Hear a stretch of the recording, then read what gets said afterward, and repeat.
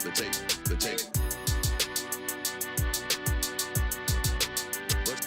Let's go. The tape. We do a little bit different around here. We ain't gonna play. We ain't gonna play. Shut up and grind the tape. The tape. Let's grind. We ain't gonna play. We ain't gonna play. Them dogs in your face. Let's grind. We ain't gonna play. We ain't gonna play. Shut up and grind the tape. The tape. Let's grind. We ain't gonna play. We ain't gonna play. Them dogs in your face. Shut up, grind. Let's grind. Grind the tape, bro. Grind the tape, bro. Grind the tape. The tape. Let's grind. Grind the tape, bro. Grind the tape, bro. Grind the tape, bro. Shut up and grind. Grind the tape, bro. Grind the tape, bro. Grind the tape. The tape. Grind the tape, bro. Grind the tape, bro. Grind the tape, bro. The tape. UGA game day, boy, we ball out. Pull up, put the whole conference in the doghouse. Leave them 6 feet, see me on the win streak. All-star status, go coach and the bench deep. Offense on 10, how we run it? Your best ain't nothing, we gon' send them boys punting. Black and red, got them dead on arrival. Defense hunker down for the tie. Hey, you don't want it with the dogs. Found guy on it, you don't want it with my dog. Break it down, play by play, that's the day-to-day. They know we ain't come to play, boy, it's UGA. Kirby Smart, I cannot play the fool. Back to back, we did not come to lose. Back to back, like we got something to prove. Pay your dues, dog nation on the move. What's up? We do a little bit different around here. We ain't gonna play. We ain't gonna play. Shut up and grind the tape. The tape. The tape. We ain't gonna play. We ain't gonna play. Them dogs in your face. Let's grind. We ain't gonna play. We ain't gonna play. Shut up and grind the tape. Shut up. Let's grind. We ain't gonna play. We ain't gonna play. Them dogs in your face. Shut up and grind. Let's grind. Grind the tape, bro. Grind the tape, bro. Grind the tape. The tape. The Shut up tape. and grind. Let's grind. Grind the tape, bro. Grind the tape, bro. Grind the tape, bro. Shut up and grind. Grind the tape, bro. Grind the tape, bro. Grind the tape. Shut up and grind. Grind the tape, bro.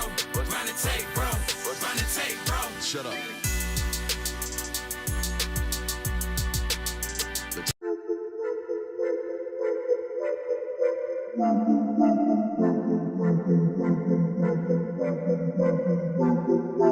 Welcome in, ladies and gentlemen, to MBR, or as we like to call it around here, Nothing But Rants, the show where I find topics that I'm oddly passionate about and I pontificate upon them. These are not hot takes, but rather takes that I'm hot about.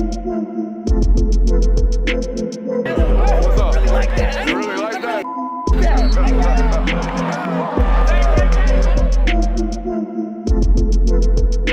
Let's shut up and grind some tape. What is up, ladies and gentlemen? Welcome in to the Film Guide Network on a terrific Tuesday evening here on the show. We got a loaded for you. It's absolutely slam-packed as usual. Diego Pavia trying to let people play till they're 35. Maybe he might not be doing it, but he's opening up pathways that are relatively dangerous in the world of college football. We're going to talk about it. Week 4 previews and predictions coming hot tonight. We are 25% of the way through the regular season. We're going to bring you our first quarter thoughts of the season so far. A new game brought to you by one truly J. Will on the show tonight. Excited for that one. We've got some film studies to talk about as well that we will release today on the network. But I want to open tonight's show by asking you to hit that thumbs up button, asking you to like the video, asking you to subscribe to the network if you're not already, but really asking your thoughts on what the hell happened today out there in Clemson, South Carolina with Dabo Swinney. Guys, he went viral today for a very, very loud soundbite of him basically saying, if you don't like how I'm winning here, I'm 55 years old. I'm going to go win somewhere else if you don't like it. All right, if you want to get rid of me, go ahead. I ain't going nowhere. And if you haven't heard it today, I'm going to let Jay Will play a really, really extensive clip of this today. But here's the deal. Here's what I want you to know before we even play this. I like to give coaches the benefit of the doubt. When sound bites like this hit my timeline, I like to go listen to the full press conference to get full context on what it is I'm about to listen to. So I'll provide that context to you. Ladies and gentlemen, what you are about to hear is about 2.5 minutes. Yeah. About 2.5 minutes of one 7.5 minute sound bite to one question about him being, defensive about his football program. Now, this 7-minute soundbite to one question is part of a 54-minute press conference. We gave 54 minutes to the local media today defending our football team and our 1-2 start. All right, play the soundbite for him, Jonathan. Bad about our program? What's so bad about it? Like, what's so bad about the worst season that we've had 14 years? How many programs in college football would sign up for one, and only once, 14 years of 9 wins? How many programs would sign up for that? And the playoffs, so we all talk about, we've been 7 times in 10 years. Who can say that? If we stink because we haven't played for the national championship since January of 20, well, I guess we stink. Or we haven't won it since January of 19. We haven't won the national championship. Well, then I guess we stink. But why are we held to a different standard from all these other teams out there who ain't ever won nothing? We're not perfect, and we may suck this year. We may lay a freaking egg and go 6-6, but I don't think so. And I know that's going to disappoint a lot of people, but I don't think so. I know it's bad because I get in all the text messages, I'm praying for you, everybody's sending me devotions, and you're going to get through this. And, that's when I know it's bad. That's how I feel it, because I don't read it. I don't. I know people say that. I promise you I don't. When it's bad, I don't read nothing. This ain't the worst thing that's happened to me in my life, and it won't be. And it won't be for these players. It's a bad moment, because we take pride in what we do and we're competitive, but this ain't the worst thing that's ever happened to me in my life. Is criticism and all that. And listen, I get it. And it's warranted because people care. And I love being at a program that people care and it matters. That doesn't bother me. I get all that. I spent 13 years at Alabama, so I had thick skin when I showed up here at Clemson. If they want me gone, if they tired of winning, they can send me on their way because that's all we've done is win. So if they tired of winning, we've won this league 8 out of the last 10 years. Is that not good? I'm just asking, is that good? I don't know if that's good or not. To win your league 8 out of 10 years, to go to the playoffs 7 out of 10 years, to be in 4 national championships, win it twice. Yeah, we're a little down right now. Take your shots, but I got a long memory, in case y'all don't know. We'll be all right. We'll bounce back. And, hey, listen, if Clemson's tired of winning, they can send me on my way, but I'm going to go somewhere else and coach. I ain't going to the beach. Hell, I'm 55. I got a long way to go. Y'all going to have to deal with me for a while. I got a long way to go. I'm just getting going. I'm just now good enough to be a head coach. I'm just now figuring it out. So we'll be around a while. Let's hang in. All right, there's a lot there that I have takeaways from. First and foremost, he strikes me as a football coach who doesn't really take football coaching anymore. He doesn't really take criticism. He doesn't take inward thought of his football program. It's obvious by the lack of lack of willingness to make any types of fundamental change within his football program. It's also clear to me that Dabo, when I hear those sounds, guys, he sounds to me like someone who thinks he's the smartest person in the room at all times, and that's a very dangerous place to be in. He also sounds vindicated. He sounds like someone who is personally vindicated in his own right, and that everything that he does in his system and his processes has to be right because it's always been right, and that's not worth changing because it's always been right. Look at my 8 of 10 ACC championships. Yeah, there's a lot of projecting, it felt like, in this little soliloquy that he went on of, oh, you want to question me if all these things I've won? Oh, you want to stop winning? Just send me away. And I think that's kind of the richness of it for me is I've won all this. I don't need Clemson. If you want to stop winning, that's fine. I'll go win somewhere else. It's very, very holier than thou, which coming from Dabo is ironic. Also, he threw back to this time of Clemson football in 2019 and 2020, and I think his words were, "We're just a bunch of sorry sacks since then. Like we're just a different pro." Yeah, coach. Like that's kind of the point. Most of these top 25 or upset losses at home or upset losses on the road. Most of these non-Clemson standard-ish losses have all occurred in the last 3 or 4 years. And that's kind of what everyone's pointing to. And coach just says, nah, everything's right around here. Y'all don't believe. So y'all didn't burn the boats. Y'all get up out of here. If y'all don't, I will. I'm 55. I ain't going to sit on the beach.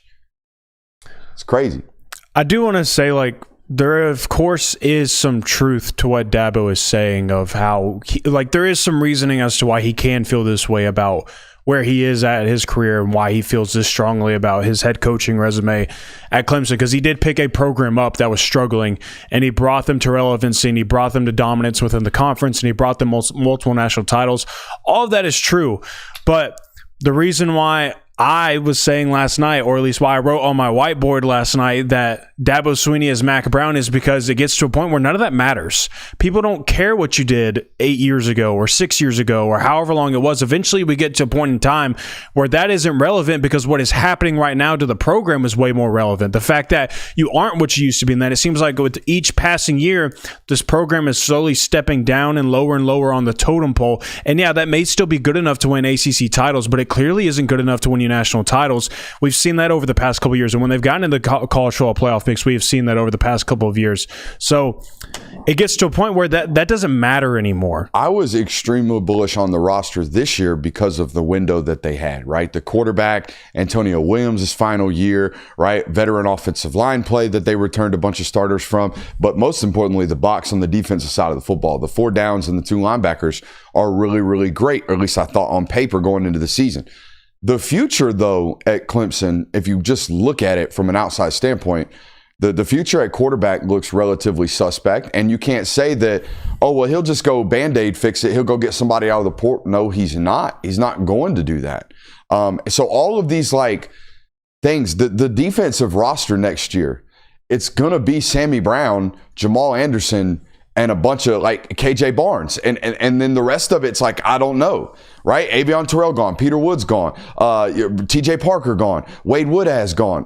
They're going to lose most of their roster that we were picking, me and you, old Goofy over there, old smart genius over there that likes to make fun of us. Not so much, but we looked at it on paper because it looked good this year. And I said even at the time, they got to push the chips in. No wonder he's taking finally a transfer out of Purdue. He's making some adjustments because he realizes and recognizes that this is the window. I don't know if I would have got up in front of a microphone talking like this today, knowing what I got coming in the future. Mm-hmm. And I can't even make the window that I got now maximized. Yeah, in defense of Dabo, or not even defensive, but to play devil's advocate here, we've always talked about being consistent on this show and on this. Oh, he's standing 10 toes. He's always been like this. It goes back to the Tyler from Spartanburg meme that became a thing where he got questioned, and I believe that was 2022, and he kind of had the same similar rant of, oh, you want to doubt me and I've won all of this for you? Yeah, go ahead. And he got vindicated again because he won the ACC the next year. So it's kind of going in circles here, but the problem is, the longer the circle goes on, the closer you're getting to the drain, it feels like. Look, we haven't spent a lot of time on this network pointing out to the bad this year with regards to the film. I'm kind of letting everybody else take up that avenue. And everything I see from other film content creators, whether it be Landon Tingwell or whether it be Mac Lane got in today on the action with crapping on Clemson, the just general schematics of that football program right now offensively are worthy of just general hard line questions. Are y'all doing the right things? Prime example, Mac Lane pointed out one today where, guys, they're motioning a tight end into the box versus man coverage. When you do that, all you do is drag his defender into the box with him. You're better off playing him outside the box because the box count was even when you didn't add him into the mix. And then you bring him into the mix and now y'all get tackled at a -1. And it's things like that over and over and over again on their system. They're just not very well schematically coached right now, on top of the fact that they have roster deficiencies that everybody already knows. And Dabo doesn't get to wave the flag of, well, look what I did over the history, look at what I brought this program to, we've won 8 of the last 10 conference titles. You don't get to do all of that and then complain that the standard is too high for us right now, and complain that we're not meeting the standard right now, and that fans are voicing their frustration of, well, yeah, you brought this program up, you brought a higher standard here, you made expectations higher here, and now because we expect that of you, because that's what you were consistently doing over a stretch of your time as a head coach, that we're upset. We don't get to be upset just because what you've done in the past, 1 year, we don't get, it hasn't been 1 year, Dabo. You can't do both things. Yeah, I didn't even pick up on that, Jay. Well, we've won 8 SEC or ACC titles in the last 10 years. We've done all this. Why are we being held to a different standard? This is unfair. So why are we being held to the standards of some of these other programs that ain't won nothing?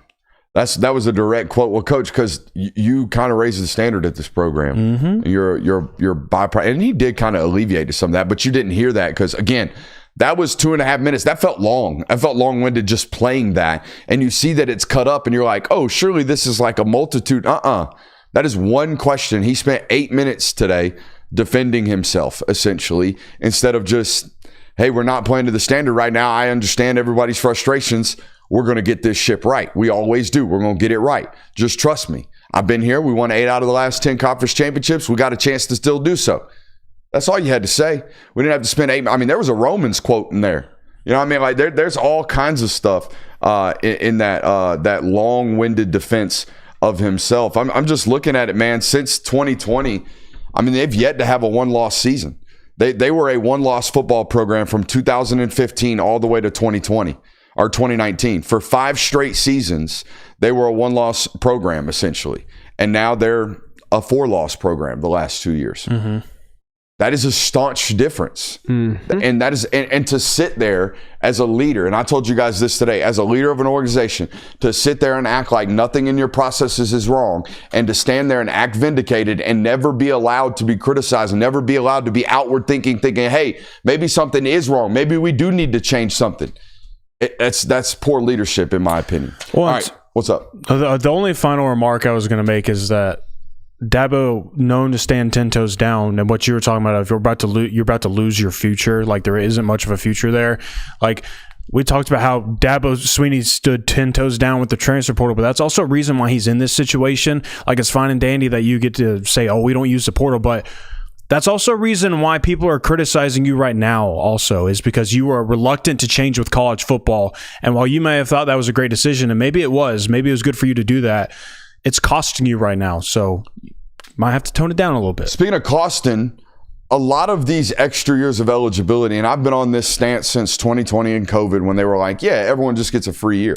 Well, that's going to inherently create a backlog of athletes, and it's going to hurt high school football players, and we've seen it now. We see high school football players that 10 years ago would have been playing at Furman that are no longer playing college football. They're going to study into something else, which is fine, but it hurts the game long term because the more of us that play it in college, more than likely are going to pour back into it in some form or fashion. Okay, that's just the history of the sport, but I digress. This Diego Pavia stuff is dangerous in my opinion. Now, it's great that Diego told the world that he's not coming back for his 17th year of college football. That's awesome.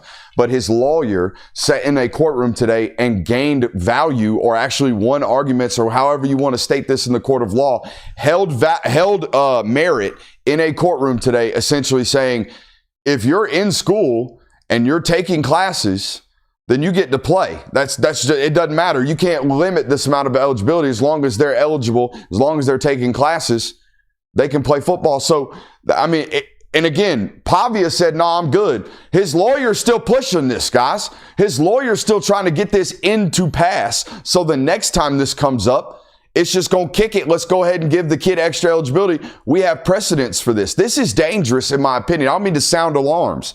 But guys, we can't keep doing this. We can't just be like, oh, I'm 9 years into school. I'm going back for a doctorate in sociology or whatever the hell we're doing nowadays, and I'm going to keep playing football. No, that's not how this should work. I don't think that's how this should operate. I love the Diego Pavia story. It's awesome. It's great. I'm going to love the next scrappy little Vandy quarterback that plays well. And I hope it's a Muschamp that's on the roster because he's damn good. You know what I mean? He's a high school football player. We don't get that if y'all keep doing this. Guys, I think it's a slippery slope. Yeah, it certainly is. And it's one that you feel like is kind of getting dragged out to the point where it's not a problem right now.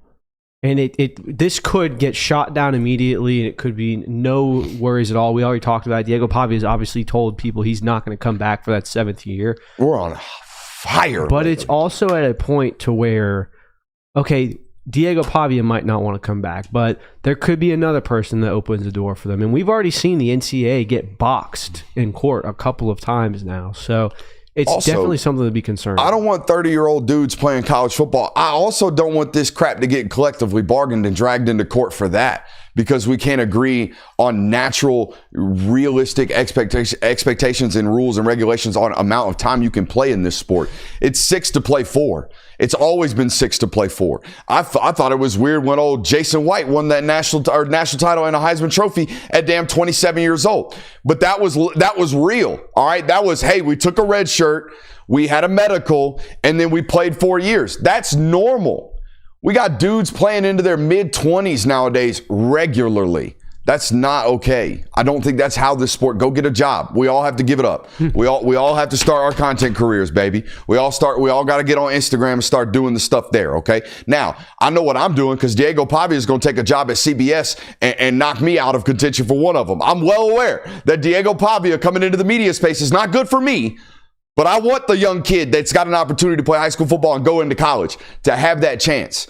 And Diego's hurting that every time a Diego happens. It's not, I don't mean to make this about Pavia because he's just doing what he can. And he's making more money right now playing football than he ever will in his career. I'm sure he'll be hell in the Canadian Football League. That being said, we can't be having this, man. At what point do coaches step into this and be like, no, this is not okay. Clark Lee would never. I know Clark. Like, I understand that. Like obviously, a coach, you have to win football games, and bringing back Diego Pavia for another year, that would certainly increase Vanderbilt's odds of winning football games next year, and that would be great for Clark Lee. But like, at what point because like, here's the other end of this as well. You're talking about how younger players need a chance. Well, younger players are also taking up a big chunk of salaries for most programs, and so at this quarterback position, if your fifth-year quarterback says that they want another year, but meanwhile, we were planning on bringing in another 5-star quarterback in this next recruiting class because we expected you to be off of our roster, yeah, now you're telling us you want to stay another year. At what point do coaches say, like, no, dude, it's okay. Like, you may have another extra year of eligibility, but we don't want you to be using that because we have to, like, move on with our roster. We have to make sure that we can bring this next kid in to develop him to get him ready for the next starting job, or he is going to be our starter next year. And also for the fact of, like, I hear coaches across college football talk about how extra years of eligibility have hurt the sport, how it has impacted the sport. So at what point do coaches say, enough is enough? Like, it's great that these guys are getting more and more playing time, but at some point we have to draw a line. Honest to God, I was kind of glad that social media responded the way I did today, where it's like, buddy, get a job. Like I said, I'm sorry, there's a line here. And 6 years seems to be the line for me, man. Especially when he's played 6. This isn't a guy that like redshirted. Right. This guy that spent 2 years JUCO, played 4 years of college football. Like we got 6 years of starts, man. We don't need a 7th. And he even agreed. He doesn't need a 7th. He's gone, which is good. Yeah, this would be a lot bigger issue if Diego Pavia was actively fighting for that, which, correct me if I'm wrong, wasn't he doing that in the offseason? Yes. And by the way, just because Diego said it's cap, he's not coming back, doesn't mean that if this passes in court, TJ Finley's not going to try it. You know what I mean? Like, man, I forgot TJ Finley. What a blast from the past. There's thousands of them, guys. And those are the ones we know. Those are the names we know. They're like, do you know Micaiah Tung's still on a roster? Yeah. Really? Yes. Micaiah Tung's still on a roster. I love him. Great. Awesome. Get to continue to play football. But my Lord, don't you think the kid up there in that area deserves an opportunity to play college football too? You know what I mean? All right, enough of those. Hey, we are 25% of the way done through the regular season, boys. What are your first quarter thoughts? I've got 10 of them. 10? I've got 10 of them. What you got? I put this question out on social media. The number one response by far, wide margin, it's wide open. Like, people didn't necessarily, I know they listened to this show this summer, but they didn't obtain or retain what we were saying, which is we don't have a damn clue what's about to happen. There's more parity in the sport than ever before. I feel like that was our main talking point all off season. Yep. We don't have a clue. There's like 9 of y'all that are really good, but all of you got holes. All of you got questions. All of you got suspect things about your roster. We don't know. Oh, talent dispersion all across the sport. We knew that. All right. That was the number one takeaway so far from the audience when I polled them on social media. Number 10 for me, college, it plays into this.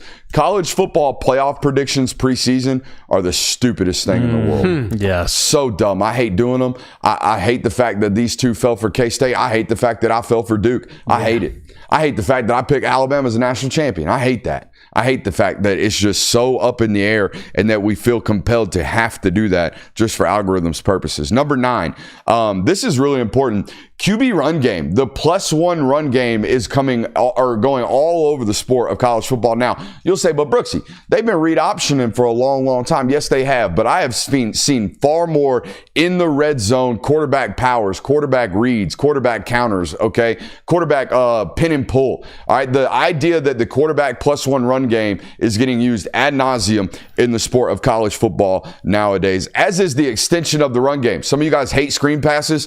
Well, you must hate college football because it is ad nauseum. Everywhere I look, every team spends about, I'd say, 25 to 30% of their passing game at near or behind the line of scrimmage throwing screens. So just get used to that. It's really hard to run the football nowadays, okay? Number 8, observation through 25% of the way through the regular season. I think Texas is in trouble. Boys, I think Texas is in trouble. If they can't figure out how to calm their quarterback down and get him to play just winnable football, they're going to be in trouble in league play, and it's going to get bad. Yeah, they do have a somewhat more manageable schedule now looking at the SEC. Like, that Florida game has kind of lost a little bit of its shine. There's a lot of other, like, Mississippi State might be a tough team, but... Which quarterback's playing worse, DJ Lagway or Arch Manning? Arch Manning hasn't thrown 5 picks. DJ. Okay. Not much worse. But it's also not just... And DJ's actually played an SEC defense. I know Ohio State's really, really good, and he didn't turn it over like crazy in that football game like DJ did, but neither one of them are playing great is all I'm trying to say. Oh, there. for sure. No, for sure, but it goes deeper than the quarterback as well. For sure.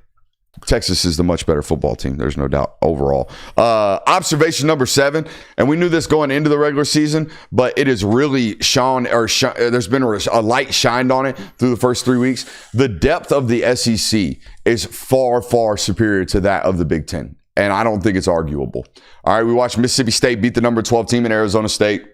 We watched Texas A&M, not that they're the bottom of the league. We watched Texas A&M go up to Notre Dame and handle business there. I know it's not a Big Ten opponent, but we watched Vandy go up and beat Virginia Tech. We watched South Carolina beat that same Virginia Tech football team. We have seen the lesser thans in the conference prove real merit, if you will. No different than, I know it's Toledo, but Toledo is a legit Power 4 or non-Power 4 potential playoff team, and Kentucky handled them at home in a game in which everybody was picking Toledo to win that football game. And Kentucky, I think right now, if we had to poll the audience, probably the worst team in the SEC. Probably. And it's a hard discussion. That's my point. All right, it would be a hard discussion in the inverse in the Big Ten, trying to figure out which one of them 8 god-awful football teams not named UCLA is the worst. You know what I mean? So it's really, really tough at the full length of this conference this year. Number 6, and this is obvious, could have told you this preseason, health will determine the outcome more than anything else this year. Who's healthy late is going to impact the outcome of the national championship. Number 5, quarterback play is down in spots that aren't developing it. All right, if you are a program that is still out here high school offensing your 5-star quarterback, he ain't getting much better. All right. I'm not talking about Florida specifically. I don't think Drew Aller's gotten any better. I don't think Arch Manning's gotten any better. Not that they're high schooly, but they are very simplistic in their scheme. They are very deep over and crossers and flood concepts and very simplistic in their nature. They don't ask or demand a lot out of that quarterback. I think there's a reason why we're seeing a deterioration in the quarterback position, because we're not asking these kids to do a whole lot. We're not putting a lot at their feet. All right. So when we get in football games and on 3rd and 9, and now all of a sudden we got a full field read, Coach, this is the first time I ran a full field read in the last 26 snaps, and we don't do this a whole lot. We RPOing our whole way down the field, and now all of a sudden you're asking me to be a quarterback. I ain't really trained to do this. I'm seeing it all over the sport. Number 4, run games are being forced to evolve. This is something we're seeing on film every single week. The amount of run game stunts that are getting thrown in college football over the last several years would blow your mind if you haven't been watching it. If you watched football in the mid-2010s or the mid-aughts, and then you turned on tape today, you would be thinking, oh my God, how in the world do we even try to block this? The answer is you don't. You run around it. I see more end arounds. I see more jet sweeps. I see more pin and pulls. I see more truck tosses, which is the same play. I see more counter than I have seen in the game of football probably in the last 15, 20 years. The types of runs we are having to create a sense of run game nowadays would blow your mind. Number 3, The AP poll is dead. The AP poll is absolutely dead. And it might be alive for this purpose and this purpose only. I don't know about you guys' timelines, but my timelines on Monday are, let's find the poor sad sack AP poll voter that didn't do their job and sick the internet on them for not knowing shit and doing their job like crap. I feel bad for these people. All right. Now, I don't, because they've been awarded an AP vote, something I've never even applied for. But had I ever been granted for, I promise you, I'd do a whole hell of a lot better job than they're doing. That's not really the point. The point I'm trying to make is, hey, I don't even know how to do this without making it sexist. My timeline is gross lately. All right, my timeline is gross with the amount of faceless internet trolls that are attacking women for their dumb, idiotic sports opinions. Now, granted, they put that crap on tape, they put that crap on paper, and they should be held liable for that, but it shouldn't be with vitriol. You know what I mean? It shouldn't be, hey, let's set this lady's Twitter account on alerts and show up in her replies every single time she tweets something and ask her how in the hell she got her vote, why she's so dumb. Have y'all noticed this trend? Yeah, I've tried to avoid it for the most part, but it's definitely out there. It's unfortunate. It's definitely out there. Number 2, major trend in college football has started with Diego Pavia. The idea of pairing your quarterback transfer purchase with his coordinator, really, really good idea. All right, it might get Oklahoma to a playoff this year. All right, John Mateer is a great football player, but pairing him with this coordinator is what has gotten them off to this hot start. It's what's allowed them to beat Michigan. It's what's going to allow them to be favored this week against Auburn when they come to town. So it is a major, major thing in college football, and it is a trend that will ultimately continue. Number 1. The number 1 important observation through the first quarter of the season, and I don't know if it's going to bear out, but we have got to do something about balancing these schedules within these conferences, okay? These conferences have gotten way too large, and the level of conference opponents and the disparity between an actual tough schedule in our conference and a not so tough schedule in our conference is ridiculous, okay? For example, all right, in the ACC, we have a school like Cal, which no offense to Cal, but Cal's got a realistic opportunity to go 11-1, maybe even 12-0, because their schedule is indeed that bad. They don't have a single top 25 opponent on it, not a single one. Whereas you look at somebody else in that conference and they might have drawn Miami, Florida State, and Clemson. And this school plays none of them. And you'll say, oh, but Brooks, that's a one-off. No, it's not. SMU had the same schedule last year. And you'll say, oh, Brooks, that's a one-off. No, it's not. Indiana had the same schedule last year in the Big Ten. Oh, Brooks, it's a one-off. No, it's not. Oregon's got it right now. We have got to do something about this nonsense with the schedule. Texas has got a dog walk, but Georgia's got 7 top 25 opponents on their schedule. What the hell is that nonsense? We've got to figure this out. It can't be, oh, I got a lucky schedule, so now I'm a college football playoff team. That's not right. I would definitely agree with that. I think the struggle that you run into with some of these conferences, like, you don't really hear that talking about the SEC. And yes, Texas's SEC schedule is easier than some, but there's still a disparity though, Kirby, because we talked about Missouri's schedule the last 2 years being ideal. Mm-hmm. And Florida's and Oklahoma's being a death trap. For sure. So there is a level of disparity even in the best conference, and it's far more drastic in these lesser lanes. Yeah, and I agree that there needs to be some way to figure out how to balance it. I just don't know how mathematically you can do that. To say, I mean, coming into the season, like Florida was a top 15 matchup 3 weeks ago. You know, it sure as hell would help. What's that? Getting a 5th Power 4 conference again. Getting a Pac-12 would balance these things out. The idea that we have an 18-team conference is what's causing this, right? So yeah, we gotta remove that. Yeah, and I think it's pretty obvious to me, too, that there's a major disparity, and not to just pick on the Big Ten, but I heard a clip today, and not to pick on Danny Cannell either, but I'm going to use him as an example here. He's talking about Oregon's win this past weekend, and he describes it as Oregon walked into a tough environment and got a win. They played at Northwestern, guys, stadium that holds 12,000 fans.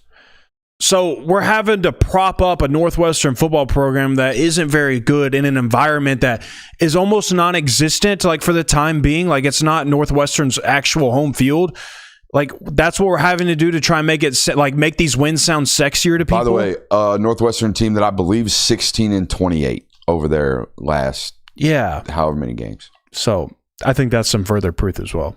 Yeah. Any other observations to the first quarter of the season, boys? Oh, yeah, we've got all of ours. Come on. We haven't even shared. There's a saying of follow the money, and that certainly applies to a lot of things in life. And I think college football is certainly one of them. Whoever's got the most money, whoever's applying that to their roster, you should certainly follow that. But I think one of my new rules in the preseason is just going to be follow the transfer quarterbacks, because there's a lot of transfer quarterbacks in college football right now that are playing really good football, and their teams are likely going to be in contention for college football playoff spots this year. Like Joey Aguilar going to Tennessee certainly elevated that football team and has them in a really good position to be in the playoffs again this year. Fernando Mendoza is absolutely balling out for Indiana right now. John Mateer has certainly elevated Oklahoma this year with his quarterback play, and they look like a legitimate threat in the SEC. Thomas Castellanos has done what looks like the impossible and has made Florida State look like a threat in the ACC, despite the fact that they went 2-10 last year. That has certainly helped them a lot. Carson Beck down at Miami, that program is continuing to push out and continue to be successful with transfers at the quarterback position. He's playing really good football for Miami right now. Jackson Arnold, haven't really gotten to see a test for them yet, but he's playing well for Auburn, and it looks like they have better quarterback play, and at least they're able to do a lot more things that Hugh Freeze probably would like to do with the quarterback in the run game as well. Dylan Lonergan, maybe not a college football playoff contender, but Dylan Lonergan is playing good football at Boston College. I think he has certainly helped out that football team this year. Devin Dampier over at Utah. I mean, that's been the most explosive offense I've seen at Utah in my lifetime, maybe. That offense is actually fun to watch right now because of him. Julian Sayin up at Ohio State. And now these may all be different reasons as to why these football teams brought in transfer quarterbacks. Like, I don't think the reason that John Mateer was brought to Oklahoma is the same reason why Julian Sayin was brought to Alabama. I think that was a multiple of reasons of head coach leaving one program and they needed to add some depth into their quarterback room. Julian Sayin go to Ohio State, whereas John Mateer was, you need to be our savior right now. We need something to happen on offense. You need to come to us. But I think I'm just going to follow the transfer quarterbacks in the offseason. Bo Pribula playing good football. Bo Pribula playing really good football for Missouri right now. Like, there's so many examples of this right now. Yeah, the first observation I have. Hold on. Go ahead. A lot of that scheme fit, though. A lot of that, I don't think a lot of us could have predicted. I think the only one of those names that we predicted as an upgrade was Joey Aguilar. I think we knew John Mateer would be an upgrade. Mateer, yeah, for sure. We were the only ones on the Aguilar train. Everybody else is a little suspect of that. Oh, App State turnovers. No. Watch. Find out. The other stuff, I don't know if we could have predicted.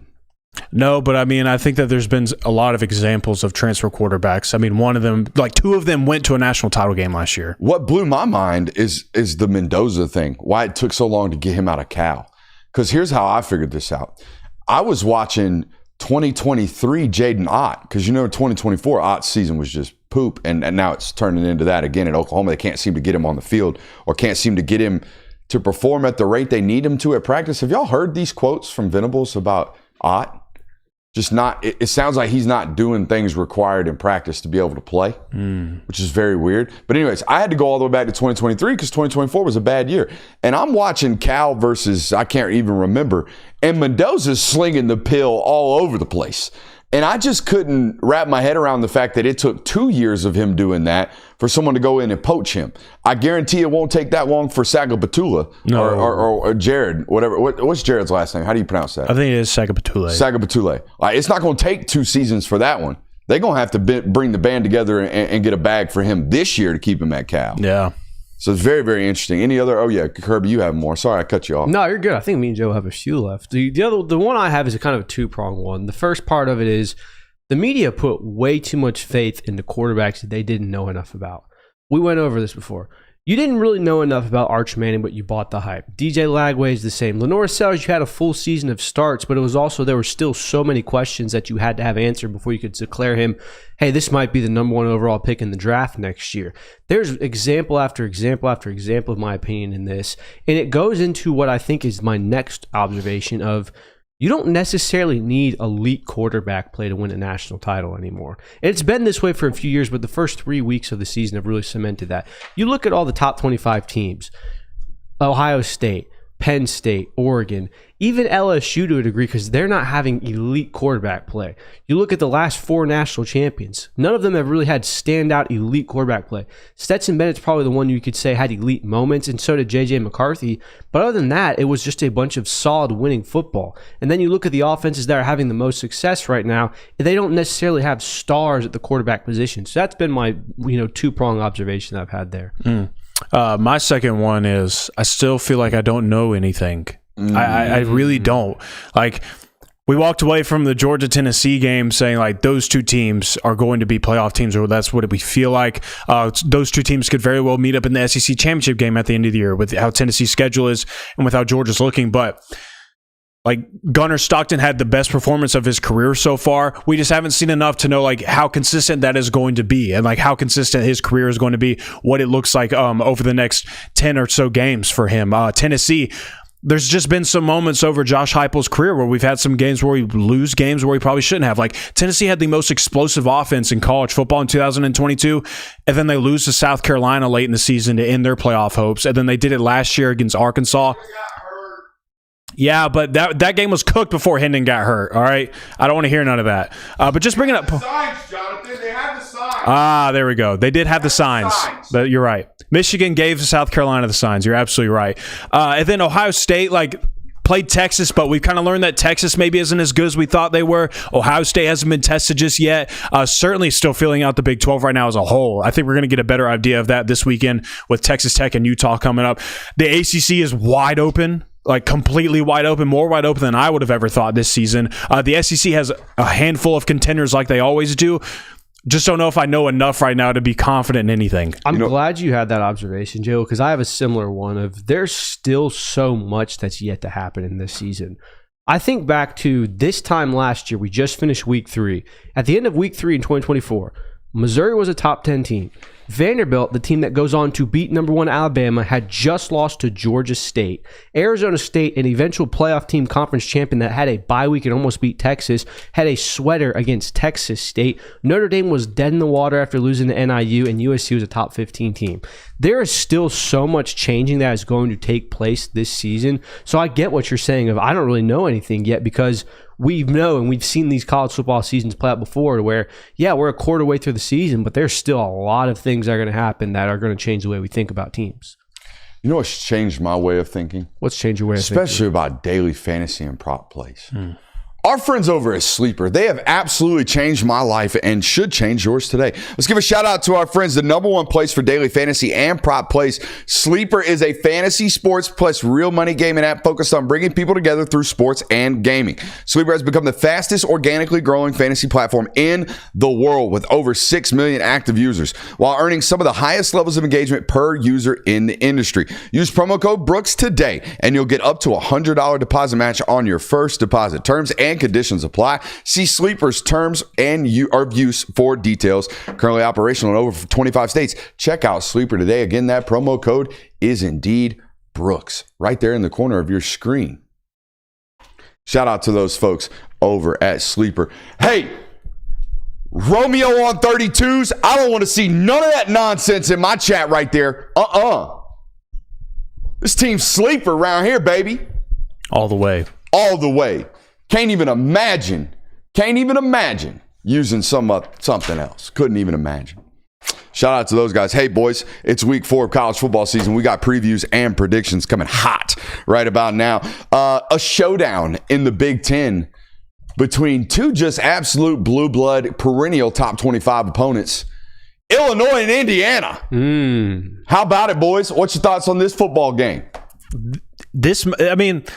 With how Ohio State and Penn State and Oregon look right now, I don't know if we're going to be getting a 4th Big Ten team, but this is a massive football game for these two programs because it is certainly going to provide momentum for one of these teams to insert themselves later in the year as, yeah, we're the other team that you're thinking about. Like when we're trying to find the other Big Ten teams, like if we need another one, you're the one that we're going to be considering at the end of the year. So this is certainly a big matchup. Like we may kind of mock about it a little bit because it's Indiana and Illinois, certainly not the powerhouses of the Big Ten, but it certainly has a lot on the line for these two programs. I'm sitting here thinking Michigan, Nebraska, Illinois, and Indiana are the 4 teams I think that are competing for a potential 3rd spot, 4th spot, depending on what happens to Oregon, Penn State, and Ohio State in this conference. So we really got like a jumbling of 4 teams maybe competing to hopefully be good enough at the end of the year to garner a 4th Big Ten spot. Also, with the downfall of Notre Dame, guys, one of these Power 4 conferences is probably going to get a 4th conference member into the college football playoff. You got to remember that. Yeah, it's definitely something to pay attention to. It's going to have college football playoff implications with this game. I don't know necessarily that you can say these are 2 playoff teams that are going to play on Saturday, but it is something that's going to affect the bigger picture, that's for sure. Kirk Cinetti just beats the hell out of football teams that he's supposed to beat. He does. And then tends to kind of lose gracefully to teams that are evenly matched or better than him. Have y'all noticed this trend about him? That's the recipe. I think that's what's going to happen in this football game. I think Illinois is just slightly better, and they're going to win this football game. That being said, Francisco Mendoza's playing damn ball right now. Yeah, so is Luke Altmaier. Yeah. I think both of those offenses are playing really well right now. So I think I think Illinois has a better defense. I would rely on them more in this football game, despite them being on the road. But I think it certainly is going to boil down to these 2 quarterbacks who's going to duke it out better. Also, I think I know more about Illinois right now than I do about Indiana. Definitely. I'm taking Illinois. Who do y'all got? I would lean Illinois. I'm leaning Illinois right now. We'll circle back at the end of the week. Florida at Miami. Game day's in town, boys. I think last week was Florida's, at least defensively, play hard for the Gipper football game. It looked that way. I don't know if they got another one of those in the tank. I think this could get biblical. I think this is a nail in the coffin football game for Billy Napier. I think the way that game ended, the emotional losses that type of loss caused, particularly on the offensive side of the football, I think this is a Miami rolls. Billy Napier is out by Sunday. I mean, there's nothing to believe in this Florida team anymore. You lost in USF, and that was kind of, all right, well, the season's cooked. We don't really believe in what we can do this season. We don't really believe in Billy Napier now. Then you followed that up with your quarterback, who was supposed to be the star of the show, throwing 5 interceptions. They don't believe in DJ Lagway anymore. They don't believe in the 2025 season. They don't believe in Billy Napier. What about that is going to make them come into Hard Rock Stadium, which, by the way, has been a really tough environment to play in this year, and then upset a Miami team that is absolutely rolling right now? Also, when you're a football team that can't really get up off the mat, the number one way to have your will broken is to go up against an offensive line that plays the way that Miami does, in my opinion. We watched it today. Yeah, they're ferocious. 73 and 61 are going to take dudes for rides and break their soul in that first half of that football game. And if you can't match merit and match will and just general effort, you're going to get rolled up out of the stadium. And I think that's what happens in this football game. I'm not saying this is going to happen, but I'm going to throw it out there just as a possibility, just to go ahead and get in front of things. And this isn't me saying that I think Miami is going to lose this game or anything like that, but I just want to put it out there I do think that there could be a potential for Carson Beck to have not like a setback game, but maybe not play to the standard that he's shown over the first 3 weeks, because Florida's defense is not the reason why Florida's in the position that they are in right now. Florida's defense is actually playing really good football for them over the past few weeks. It's unfortunate that your quarterback decided to turn it over 5 times last week, despite the fact that you had LSU's offense to 9 first downs in the football game. So Florida's defense has been playing good. So I think that there might be a portion of this football game where there's some pushback from them, and maybe Miami's offense isn't humming how they have. But I say that in what you just talked about, Brooks, of Miami's offensive line is really, really good, and Florida's down 2 defensive linemen, 2 starting defensive linemen. So I don't know how much of that is going to happen, but I just want to put it out there, the fact of the defense hasn't given up on the season just yet, and they may not do it this week either. Joe, I would agree with you, and I think you're definitely onto something here. I do think that there is a game where there's potential to be like, oh man, Carson Beck didn't look great today. My issue with this is a Florida defense that he's going to be going on his 3rd start in a row against. And he didn't play great last year, but there is something to be said about the familiarity and the experience that you have going against this team. So I think that's probably why I do agree with you that there is a game that at some point in the season, Carson Beck's not going to look great. I just don't know if it's going to be this one. No, yeah. Again, I'm more on the side of the ball of Miami's just going to dominate in this football game, because despite the fact that this is a rivalry, an in-state rivalry, a game that means a lot to both of these football programs, it's unfortunate that one of these programs is walking into this football game being like, I don't even know what we're doing anymore. Like, I don't know what the promise is. Can you imagine having that feeling, right? Of like, bro, I don't even know what this future holds. We're just trying to get through this. Yeah. And then you got to go play Ruben Bain. That's tough. You know what I mean? Like, you got to go play a unit that's on the other side of that. That's why I do think that we have an opportunity for this to get really, really. I agree. Like, I'm talking about 37-10, just absolutely 300 yards of rushing. Miami could have beat them by 60 type of performance. I think it could get that bad. Let's move on. Actually, before we do that, what were your thoughts on that Miami film study today? Because you were in here today for that. You watched Carson Beck play a lot of football on this network. I feel like that was a different version of him. Man, it's the Carson Beck that I knew was always there last year. Like, I always knew that Carson could do that. And I thought at some point last year it would just revert back to that, and never did. And I think that can be attributed to a lot of reasons. But number one, I'm glad to see that he's playing good football again. I'm glad to see that. And I think it's a prove-it year, and he's playing like that. He understands that. And I think a lot of people said that's what it was going to be this year for him. Of like, buddy, we got to prove ourselves again as a first-round draft pick. And he's playing like that. Number two, that offensive line is really good. I don't know that there's anybody in the ACC that's going to be able to really challenge that offensive line too much. I just don't know if anybody has enough defensive line bodies to really get after them and make Carson feel comfortable. And if he's able to sit back there and cut up and open a defense for 4 quarters, it's going to be hard to beat that football team. And that's what they're able to do right now, because their offensive line is blocking everybody really, really well. And it's the biggest reason why I think that offense is having a lot of success. It's worth watching. You should go take a peek at it after tonight's live show. Hey, let's move on. A Big 12 showdown. Sounds weird with Utah involved. This just gets worse and worse. Florida's running backs coach and associate head coach Jabbar Julik has been suspended for 3 games. For what? His involvement in an altercation prior to the Florida LSU football game. He got in a fight with a player in the locker room is what that sounds like. I think, I remember they're saying like tempers kind of flared between both teams. Oh, maybe he got in an altercation pregame. Yeah. Huh. Yeah, let's move on. They got enough people crapping on them. Texas Tech at Utah, boys. First thing I wanted to know, knowing what Utah's got on the offensive line, knowing the level of threat that Devin Dampier creates with his legs, knowing the type of diversity that this offense has over at Utah, first thing I wanted to know, how's Texas Tech playing the run? Now, Texas Tech's 3-0. They've played 3 not-so-good football programs, or 3 struggling football programs, I should say.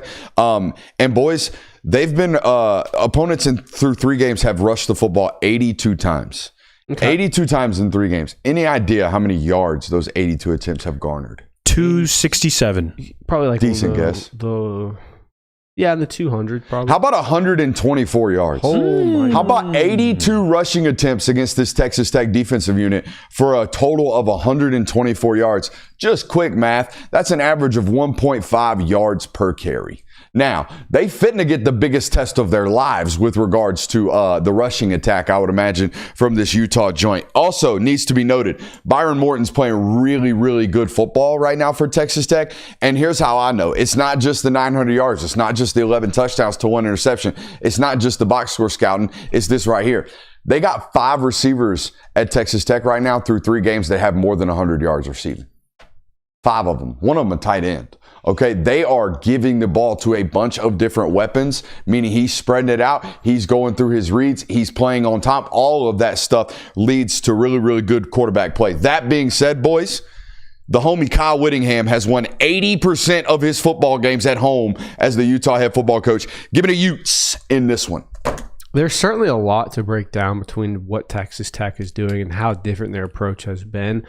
I like Utah in this as well, simply because of the coaching, and it's a more familiar team for me, in my opinion. I would also be able to say that I could see Texas Tech winning this game just because of the talent that they have and the investment that they've made this offseason, but I'm going to go with the team that I feel like trust more at this point. Statistically, I don't feel good about Utah going in this one just on paper, but I like the home field advantage in Kyle Whittingham. Mm-hmm. I wouldn't like the Utah of old going into this one. Yeah. Like thinking like Utah's going to defense their way against an offense that is just on fire right now. I wouldn't like that type of matchup. But as I mentioned earlier about Utah and Devin Dampier, they're playing offense really well. They're putting the ball in the end zone a lot. So I actually like this. And I like this matchup for Utah. I like the fact that it's at home. I think that it's a big test for both of these programs, and kind of similar to how it is for Illinois and Indiana. this game has a lot on the line for these two football programs, in my opinion, because I think the winner of this game is going to be labeled as a favorite to win this conference. So I am going to take Utah in this football game. Honestly, I think this might be the best football game of the weekend. I truly believe that. If it's not that one, it's this next one. Ladies and gentlemen, the Auburn Tigers are headed out to Norman, Oklahoma as Jackson Arnold returns home to face the Sooners in Auburn Tiger clad. Thoughts on this football game, boys? What is the major key? What is the key to the matchup in this ball game? I think it's which defense can force the other quarterback to make mistakes. We've seen time and time again, Hugh Freeze quarterbacks tend to turn the ball over. Oh, buddy, I got an Auburn film study coming tomorrow, and ain't shit changed. I didn't think so. Ain't shit changed. But that's what I would say.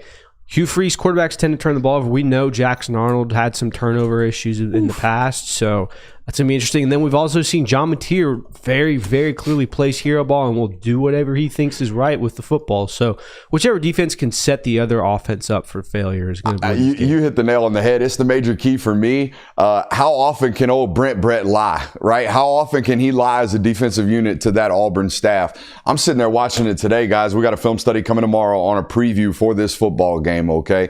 And I'm watching old Jackson Arnold. First three plays are like jet sweep, quarterback power, like we're RPOing kind of thing, read option kind of thing. And then the third play of the football game, it's like 3rd and 2.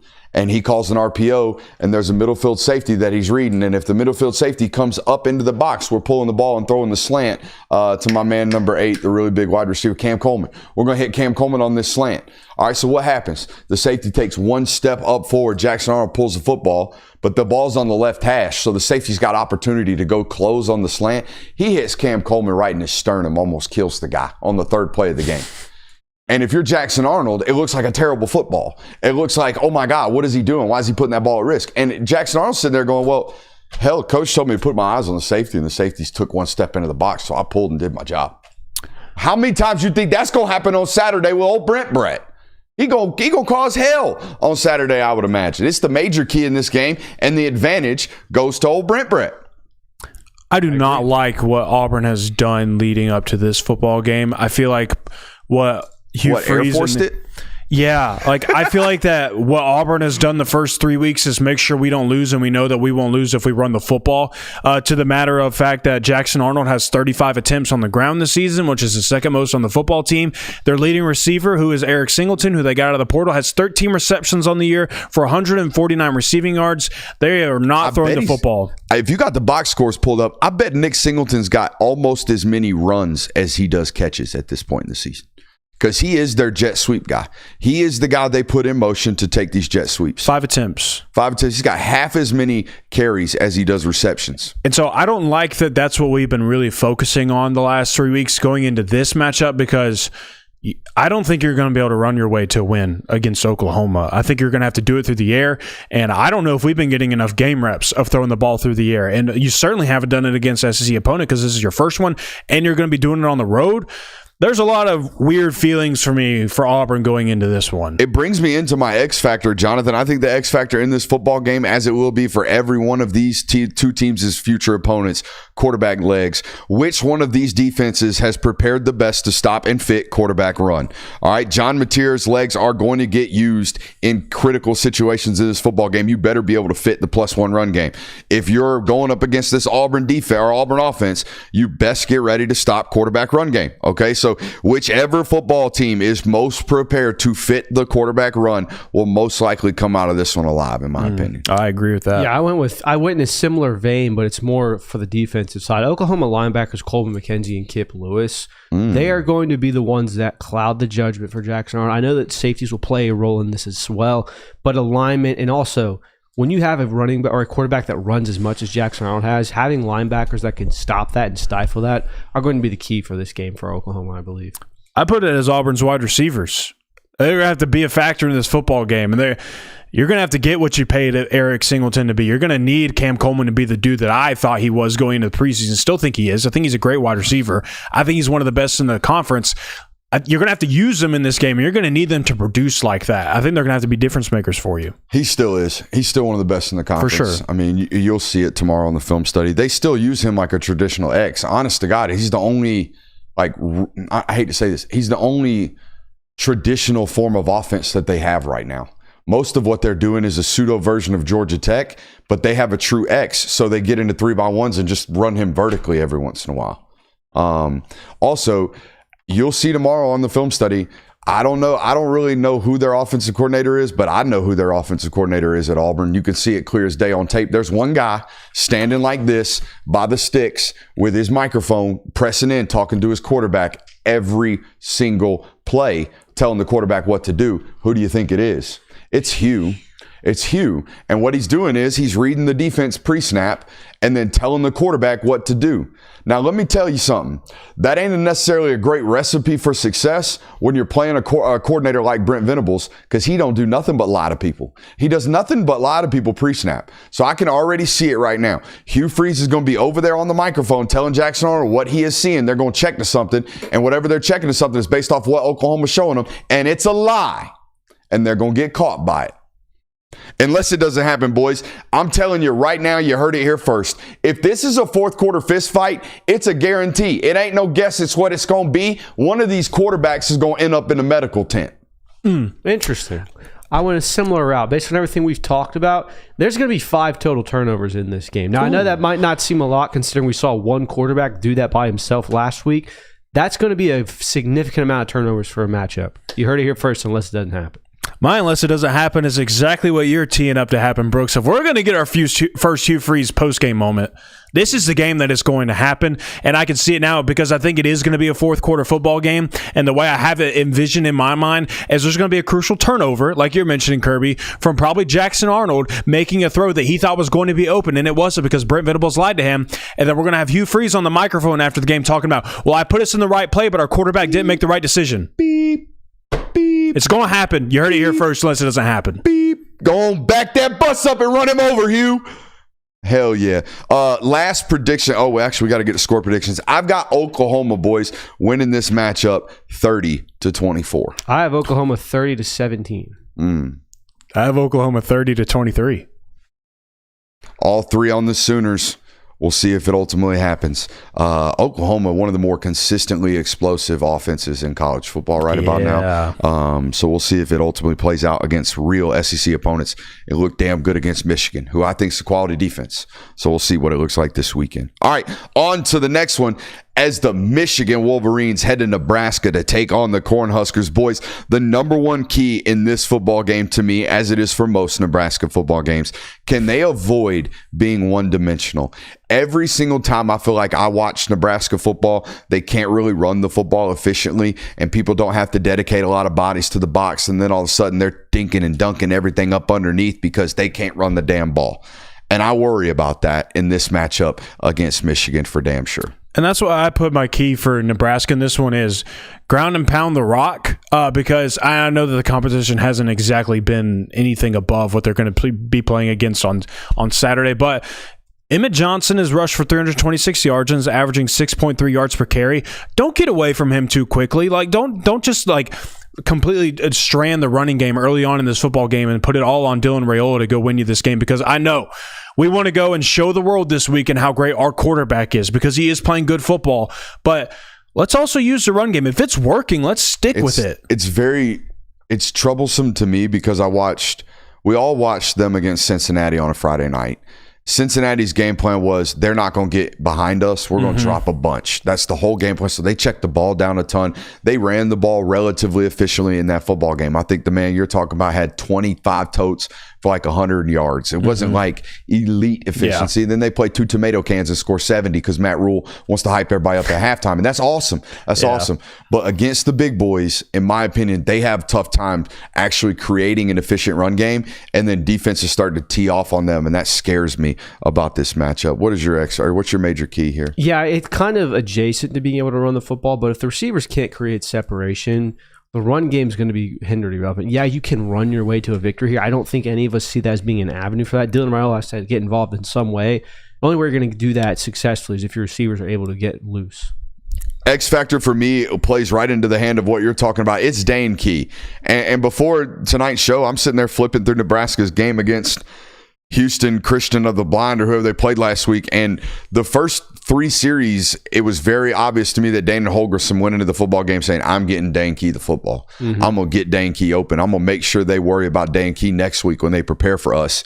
And that's the only guy, when I was studying Nebraska, the only guy I would be worried about is 6. Yep. I'd be worried about Dan Key, which means we got to get him the ball somehow to create some type of stressor there. And I think he's the X factor.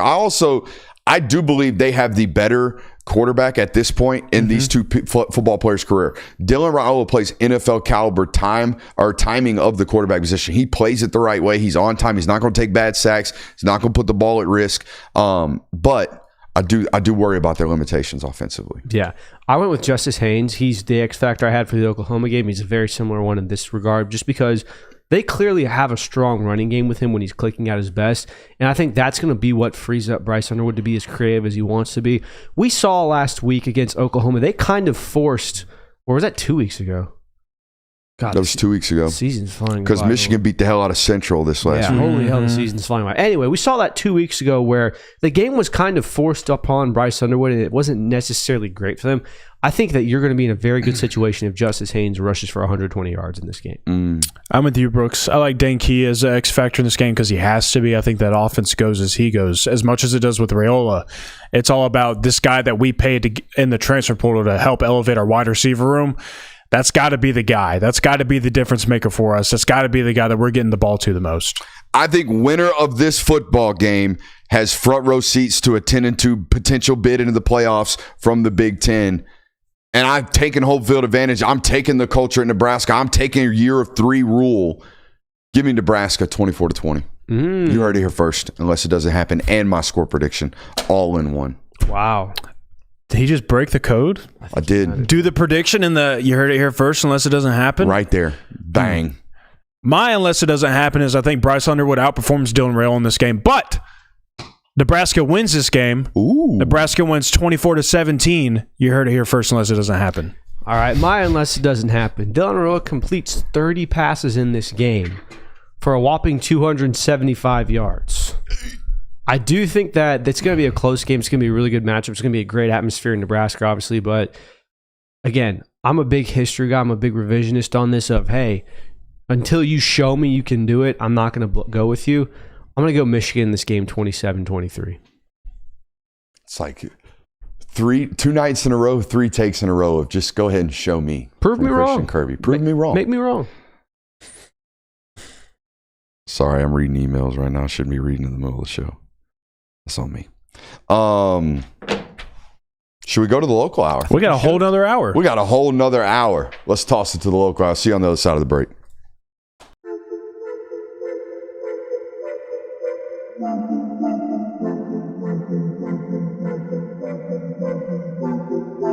Welcome into Talk the Dog, the show where we find a bone to pick and a take to give. These are not hot takes. These is dog takes. Can I talk that dog? What's up? You like that? You really like that?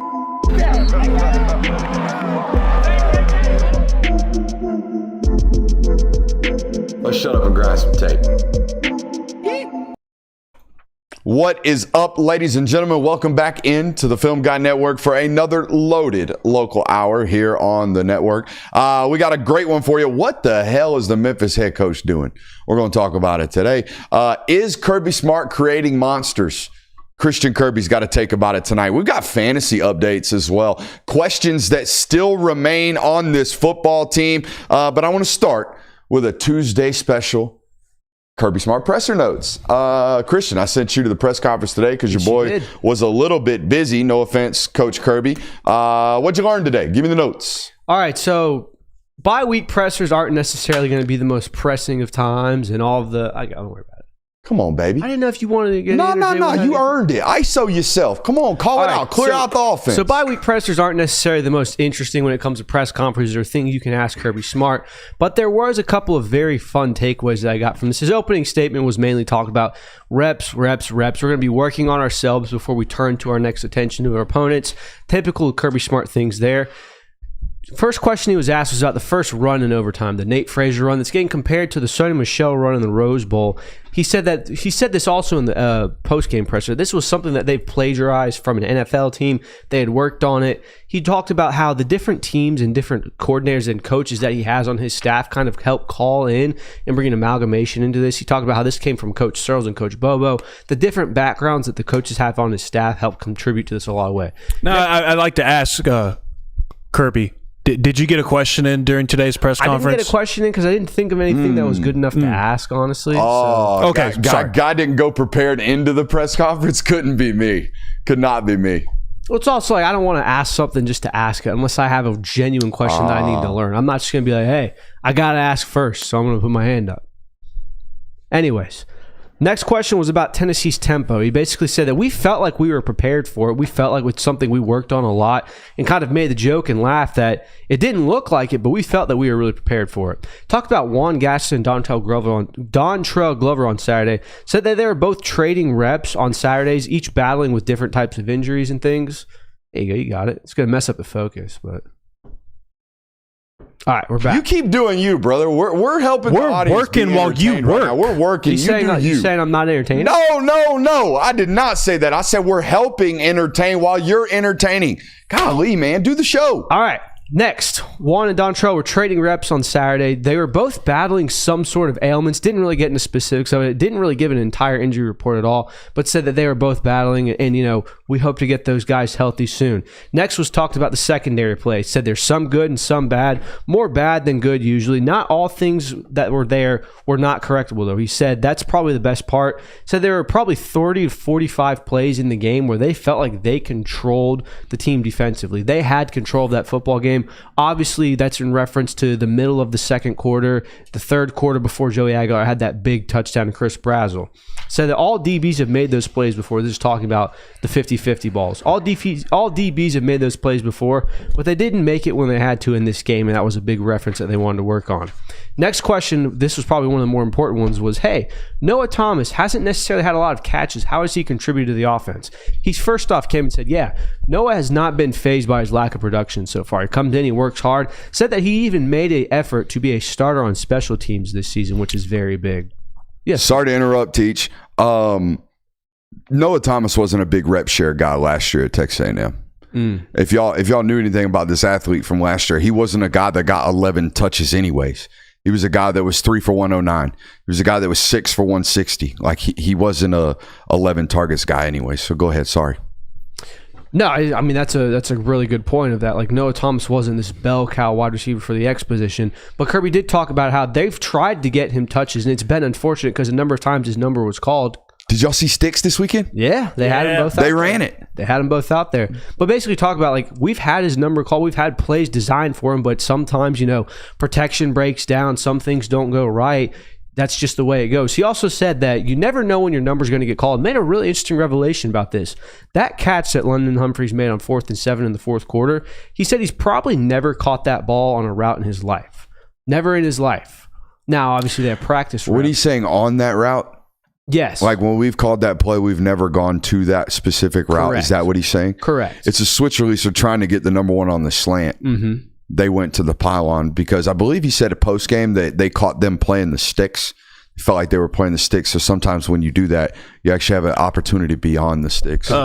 London also mentioned during the post game that he thought for some reason after his release on the line of scrimmage that he thought Gunner might be going to him. Good release. Back to the presser notes. Talked about playing the ball in the air. That was kind of the main theme of this press conference, obviously, given what happened last week. So it's a skill they're constantly trying to simulate in practice. They do reps on it all the time. It's a big emphasis. It's one of the biggest emphasis of playing defensive back.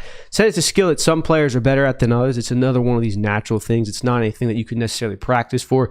While you can practice to get better at it, it's a God-given skill. Talked about outside linebacker and pass rush. The group has done everything that they've asked him to, and he's excited for that. Not much there. Resting offense was the next question. Georgia played 95 snaps on offense on Saturday. A lot of snaps for those you don't know. The typical offensive range is what, 50 to 60 if you're really humming? Georgia's like 65 to 70 on standard average. Hey, let me ask you this before you keep going. Did he say when they practiced, how many days they gave him off, anything like that? So he said yesterday was kind of their day to rest and give the ones and rep share, and that's kind of what he went. But they practiced. Yeah, they practiced. They were getting reps. I was on radio, and I know we got 2 weeks to talk about that football game. But guys, I was on Tuscaloosa radio today with Ryan Fowler, friend of the show, and he told me that Alabama gave them Sunday, Monday, and Tuesday. Good. That they're not practicing until Wednesday. Good. But hey, they're mad about that touchdown. Yeah, the standard's the standard. The standard's just they got to get back to it. They got to get back to it. I'd never heard that. 3 consecutive off days. Now, maybe I misheard him.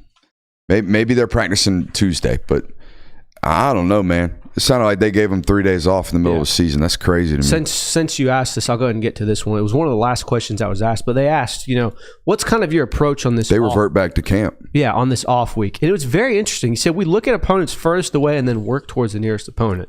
So every team that works up till the bye week before Florida is what they emphasize on early. And then as the bye week continues, you get closer and closer to the opponents to where you're eventually working on Bama. So that was an interesting approach that I don't know if I've ever heard anyone taking, and I don't think Kirby Smart's ever revealed. Next question he was asked about Micah Morris. Said he's a really good puller. That's probably his best skill. Micah is obviously a really big part of that Nate Frazier play that ultimately set up the running touchdown. He's a real good puller and kicker. I wouldn't necessarily say he's a great puller and rapper.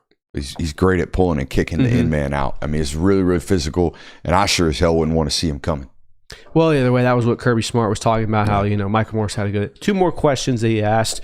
One was obviously about playing hard for Gunnar. Coach, when you have a guy like Gunnar Stockton at the quarterback position, how much does that help your team rally around him and play harder? Can I guess who asked this? Go ahead. Sounds like a Connor Riley question. I believe it was either Connor or Jed May. I can't fully remember. What was his answer? But basically he said, when you have someone that you love and you have someone that leads the way Gunnar does, he doesn't complain, he doesn't point fingers, he takes hits on the chin, it really makes you want to play that much harder for it. And he says it has a really good overall effect on the team, and that's the type of leaders that you want. Final question, that this was actually a really interesting one as well. Talking about travel and rest, Georgia travels the least miles in the SEC this season. Oh, yeah, it's only 3 true road games. 3 true road games, one's in Auburn, one's in Tennessee. They're all bordering states with the exception of Mississippi. So Kirby was asked about, hey, is that a benefit to you? And what does the travel schedule look like when it is, so much? Revealed that travel distance doesn't have as much of an effect as it does as times games are played.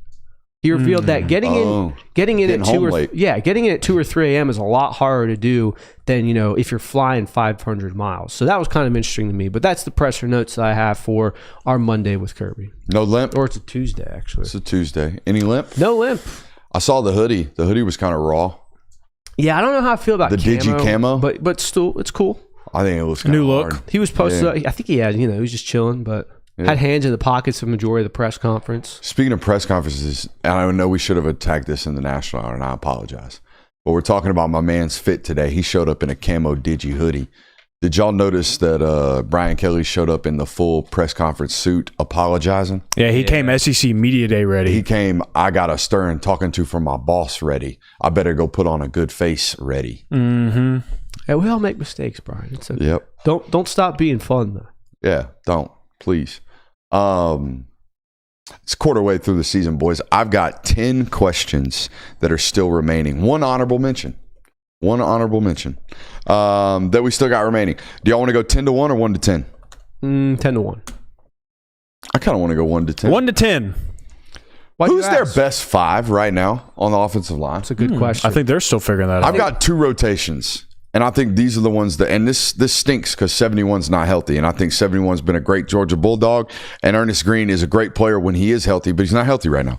So I think right now their best 5, when fully healthy, will ultimately be Monroe Freeling, Micah Morris, Drew Bobo, Dontrell Glover, and Juan Gaston. If that's not the rotation, I would think it's been earned the right for Bo Hewley to get a chance at right tackle. So here we go. Monroe Freeling, Micah Morris, Drew Bobo, Juan Gaston, Bo Hewley. So whichever one of those 2 pairings. By the way, guys, these 3 young football players that are really, really good offensive linemen, Bo Hewley, Juan Gaston, and Dontrell Glover, 2 of them played on the same high school team.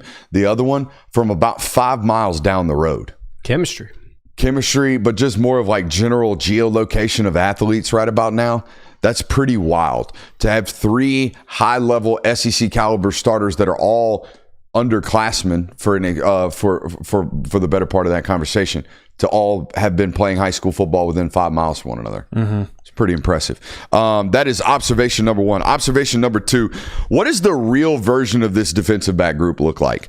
Was that a fluke? Is Chris Brazzell that good? Is that just a good offense and a good quarterback? Was it really as bad as we think? I don't think it was. I think that's a tough assignment for those DBs. I think the real answer is probably somewhere in the middle.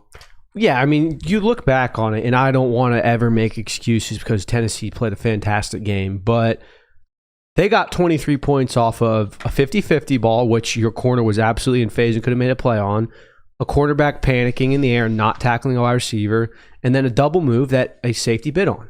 Yeah. That was 21 points right there, more than Josh Heupel's ever scored. The other 14 were necessarily, or was it, 17? Yeah, they drove down the field. Yeah, they had some good drives, but it wasn't anything like you're just getting gashed by the defense. So I want to say that going into the 2022 Peach Bowl, Georgia had a top 10 passing defense that season, and we saw what happened in the Ohio State game. I think you just get into these matchups sometimes where both offenses are humming, neither defense can really do anything. You're just kind of waiting on which defense is going to make the crucial stop. I think it was just one of those football games. It happens. I wonder when we'll get the true answer on that. No, that's Alabama next week. Now you're about to find. You'll get a real answer. Ryan Williams and Jeremy Bernard in a real system, not a pace system, not a one-on-one deep ball system, like a real. And I don't mean to do that about Tennessee, but like a real, not just jump ball system. Don't panic, don't freak out. Like we actually got to play ball down to down. We'll find out next week about those guys. Number 3, can you be explosive through the air versus zone defense? We don't know that yet. I don't know if we're going to have an answer anytime soon either. I think Alabama's going to do the cover 1 robber thing. That's just who he is. He's either cover 3 or cover 1 robber, so we'll see what he ultimately does. I'm going to go look at that Wisconsin film tonight. Number 4, will Noah Thomas go off soon? I already dumped the take on you. I mean, this is just a guy that y'all got to remember wasn't a down-to-down every single play. We got to feed this guy type of option. He was more of a, hey, hot shooter alert, let's feed Noah today. That was kind of the thing going on for him last year, and I think it seems to be what it's going to be this year. Number 5, it's a question that's going to remain for everybody. Will you remain healthy throughout the rest of the year? You're pretty healthy compared to other football teams right about now. I know you're banged up at certain positions, but it's positions like offensive line where you're extremely deep. True. So you've gotten the injury luck a lot better than even in years prior. We don't even have to compare you to other football teams. Hell, we remember what it was like the year in 2021 where the preseason injury report had 15 names on it. Yeah. If we did an injury report today, it would have 5 names on it. Yeah. I remember a 2023 season where your starting running backs were Roger Robinson and Cash Jones. Yeah. And no disrespect to either of them. Roger Robinson was a true freshman, and Cash Jones, we've kind of established, is not a down-to-down running back. Not to worry anybody, but this is also an observation I've made through 25% of the season. Last year, we went an entire year where not a single head coach in this conference was fired, and it is very clear to me right now that ain't going to be what it is this year. And when people get fired and jobs come open, you already know who the number 1 candidate is for most of these jobs. Right. And your guy's going to have to say no. Again, I'm not setting alarms off, but it's Virginia Tech and it's UCLA right now. And though Glenn Schumann's probably not saying yes to either of those, it'll be Florida by the end of the week. And he may not say yes to that, but it'll be somebody by the end of the next month. You see what I'm saying? Like, we are getting to a level where jobs are coming open and your defensive coordinator is going to be one of the biggest names available for that job. And I'm not to sound any alarms, but I've got it on good authority that he was pretty interested in the North Carolina job before Bill Belichick ultimately took it. And you've heard my stances on this. We are 1 year. I'm kind of feeling the market out. The next year, you're gone normally. 9 times out of 10 in worlds of agencies and worlds of coaches taking interviews. I take the practice interview 1 year. I go the next. All right. God forbid that Alabama job comes open. You know what I'm saying? We're not out of those woods yet either. We're not out of those woods yet, okay? So that is something you need to pay attention to as the season continues. Number 7, the schedule's changed a ton. The schedule has changed a ton. Texas is down, in my opinion. Ole Miss is worse than what we thought they were going to be going into the year because I was projecting Austin Simmons. Now we're projecting whatever it looks like at the quarterback position for them. Florida is down further than anybody could have imagined at this point through 3 games. Bama, kind of seems like the regular Bama that they were last year, very up and down. Like you're going to get your brakes beat off by Florida State and then score a collective 160 points the next 2 weeks. Interesting. Very much so like you were last year. So we're flatlining that one. Auburn's up. I think Auburn's a much better football team than we thought they were on paper going into the year. And, of course, Georgia Tech seems to be up compared to what we thought they were. I mean, losing Nick Singleton, losing an edge rusher, like losing people on that roster that won games last year. We thought they were going to be relatively slightly worse. They seem to be as good, if not better, this year through 3 games. Yeah, I mean, obviously Tennessee is up, and Mississippi State also deserves a tip of the cap, too. They have looked really good compared to what people thought they were going to be. I bypassed Tennessee because you already checked off that box, right? You already went up there and handled them, but of course they were better not handled them. You went up there and won somehow, found a way to win. So there is that. Number 8, are you going to stay this good up front on both sides of the football apart from right tackle? Like you're going to get better at right tackle as the year progresses. I believe that. But are you going to stay like this on the defensive line? I mean, not to answer the question, but I think defensive line-wise, I think there's only room for you to get better. You're playing some young football players. Absolutely scary. Which leads to number 9. Now, Q, don't take offense to this if you're listening to this, and fans, don't freak out about this. But I thought Quintavious Johnson was about to be a flash player. I thought he was going to be down to down great with signs of flash. Through 3 games, I haven't seen flash. I've seen down to down greatness. 33 is playing really, really good football right now. But I'm waiting for holy hell, that might be a first round draft pick. That's what I'm waiting for. Right now, we're just winnable. I want to see us in that A- category. I want to see us in that A+ category. I think there's room for that. All right, number 10. Well, correct me if I'm wrong. I think the first some of that's getting stolen by Chris Cole. Yeah. Well, it's not just that. I think back to like the last time we saw a player like this where it was very apparent in their first year playing that, this might be a first round, was Mykel Williams. Yeah. And Mykel Williams didn't really burst onto the scene until that Tennessee game in 2022. In that back half of the year, he was a star. But leading up to it, it was very much like, hey, here's a freshman who's playing really good football and he's still figuring things out. The only pushback I would create to that, Kirby, is that Mykel was playing a 4-eye defensive end technique that's never going to flash. Correct. Quintavious is playing Jack, where historically that guy, like we saw Elo flash this week. We saw Elo take somebody's soul. We saw Elo take somebody's soul this week. I haven't seen that from 33 just yet, and I expected to see it all over the tape. And maybe that's a me thing. Maybe that's not a him thing, because you're right. He's a young player, and this is his first year getting full starting playing time, so there is that. Number 10. You going to give me some more of Jonell Aguero at safety? Because I sure liked it. You gave me a taste. You gave me an inkling. And I didn't even get to see the good stuff. The good stuff from Jonell is running the alley, sticking a back that thinks he's got the edge. That right there is going to it's going to make you so happy when you see it. I just don't know if we're going to get to see it, because I think they're going to slide him back in the nickel and keep him there, because they don't play another football team like Tennessee for a while. Yeah. You might see it this week with how much Ryan Williams is in the slot for Alabama. You might have to, or next week, you might have to see that. I mean, it's going to be very interesting how you attack, or how other offenses attack you and you counterattack with that, because we've seen Jonell is a very, very viable. What would you do? If you're putting Ryan Williams in the slot. No. My bad. Go ahead. Sorry. If Ryan Williams is going to be attacking you from the slot, I'm going to do what I did in 2023 and Luther Burden was cooking us, and put our best corner in the nickel position, which would be Dalen Everett. I would move Jonell and KJ Bolden to your corner position, and I would say, hey, we've got 3 other bodies at the cornerback spot that can rotate and play winning football, we feel like. Now, we've seen that Ellis Robinson and Daniel Harris might have some issues with the ball in the air, but that's a risk I'm willing to take. What if you're Alabama's offensive coordinator and you see that they have inverted Jonell back to deep safety and KJ Bolton's now playing the nickel? Would you feel better or worse for Ryan Williams' chances?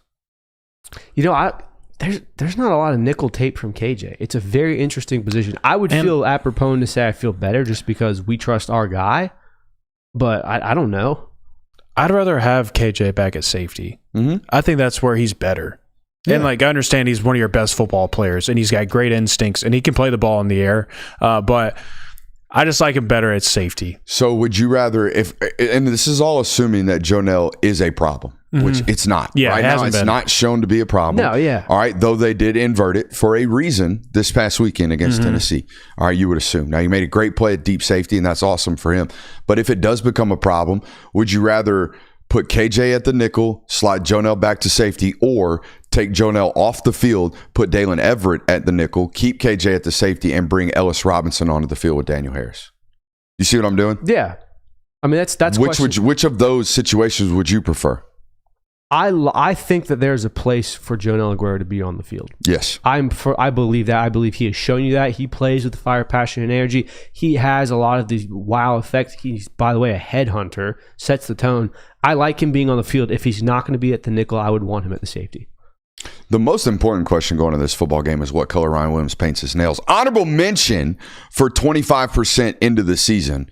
Drew Bobo vindicating my preseason takes. Vindication. Got you some get-back games. 2 of them in a row. Get back. Outland Trophy Award finalist this week. Come on, 74. Talk to me, baby. Now, guess what we got to get better at? Still got to take better angles on screens. Still got to do it. But we're playing damn good football right now, and I like that. I have 3 questions for Georgia right now. First one, is there going to be a freshman wide receiver that forces his way into playing time? Typically, from what I've noticed, this has happened like in the middle parts of the season. Like, for example, George Pickens didn't really get onto the scene until game 6.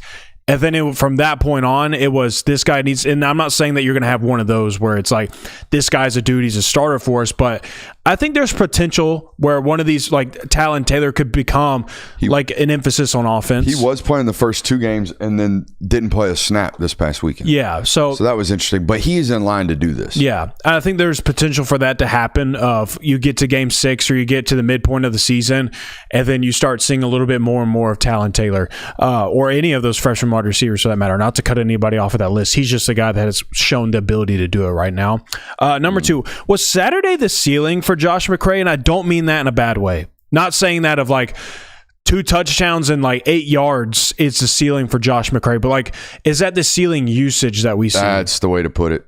Ceiling usage. Yeah. Kind of that pseudo fullback position. Yeah, and look, the results may look totally different to what you're alluding to. The results may look different, but the packages, I mean, what's left for him to take? Yeah. First and second down traditional carries probably need to be split between Chauncey and Nate. Yeah. And then you have to get Dwight 7 or 8 touches a game. And you don't have anybody to handle short yardage situations. Oh, by the way, Cash has to get on, not just for pass downs, but also to break tendencies for when he's on the field. So you have to give him some first and second down carries. Like, until, it sounds goofy, but until someone gets hurt, he's kind of reserved to a specific role. Yeah, and I don't want to step on yours, Dale, but that was one of the questions I have is what does your running back rotation look like now that Josh McCray has clearly inserted his name into that mix? Because you're right.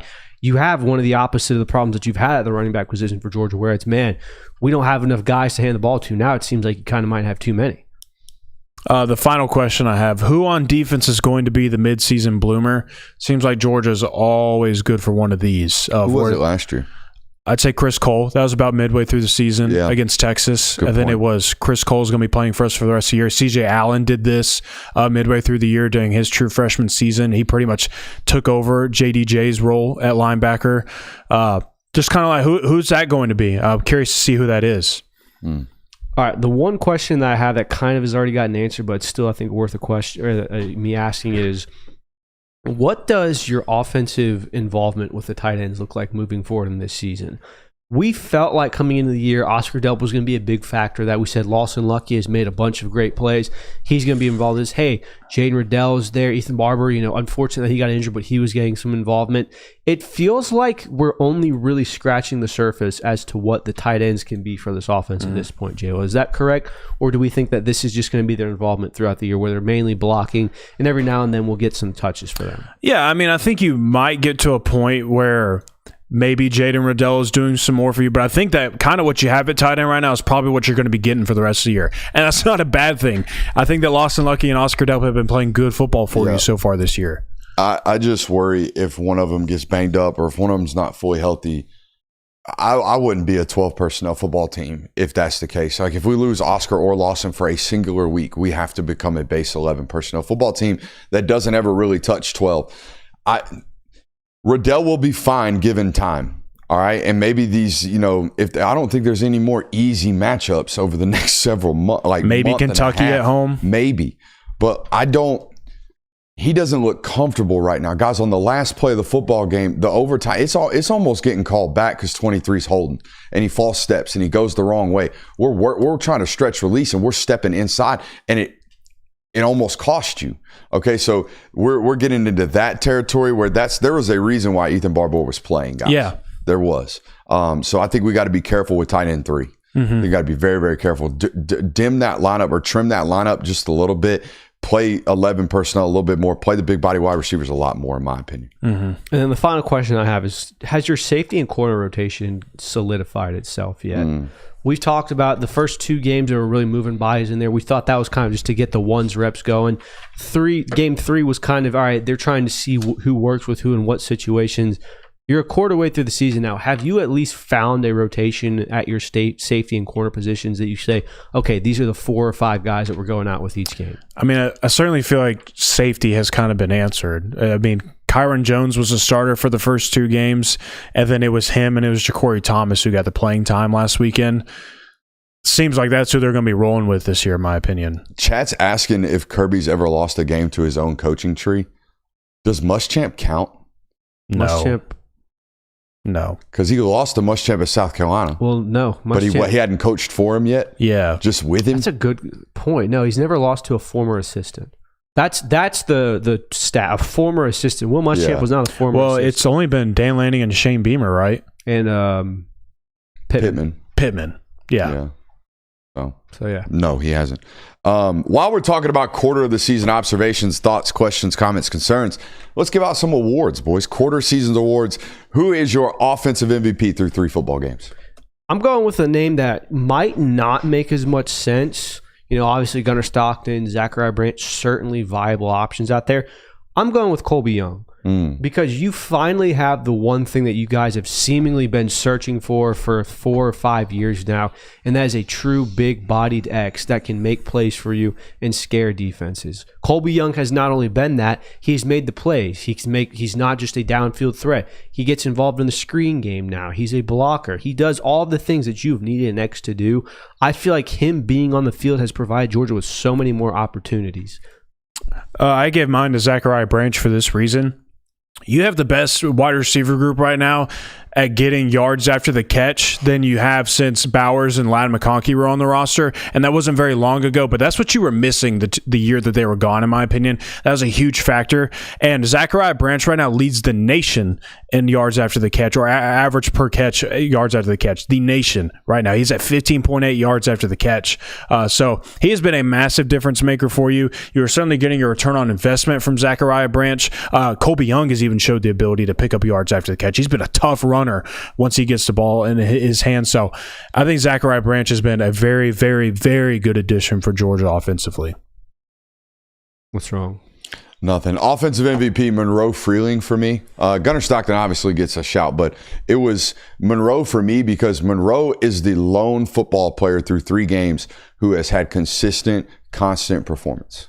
Monroe's played really, really high-level football for 3 straight weeks. He's the only guy, in my opinion. I can't say that about Gunnar. I can't say that about any of the backs besides maybe Dwight. I can't say that really about anybody at the wide receiver position other than London, maybe Zachariah Branch and Colby. But to me, the most consistent football player through 3 weeks so far has been Monroe Freeling at left tackle. Playing good football. He's just chopping, man. Keep chopping. He's just chopping. That's eventually that tree gonna fall. Chopping. Eventually that tree gonna fall. Just keep chopping, baby. What about defense? What you got, Kirby? Defensive MVP, I went with Raylan Wilson. We talked about the year under Glenn Schumann.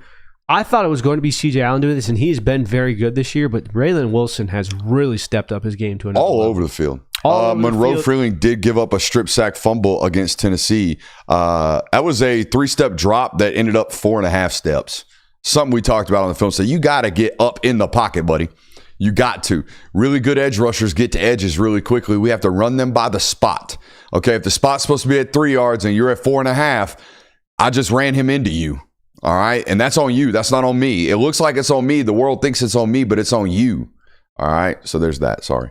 I'm with you, Kirby. I got it for Raylan Wilson. He's had the flash plays on defense that I expected to see out of that linebacker room.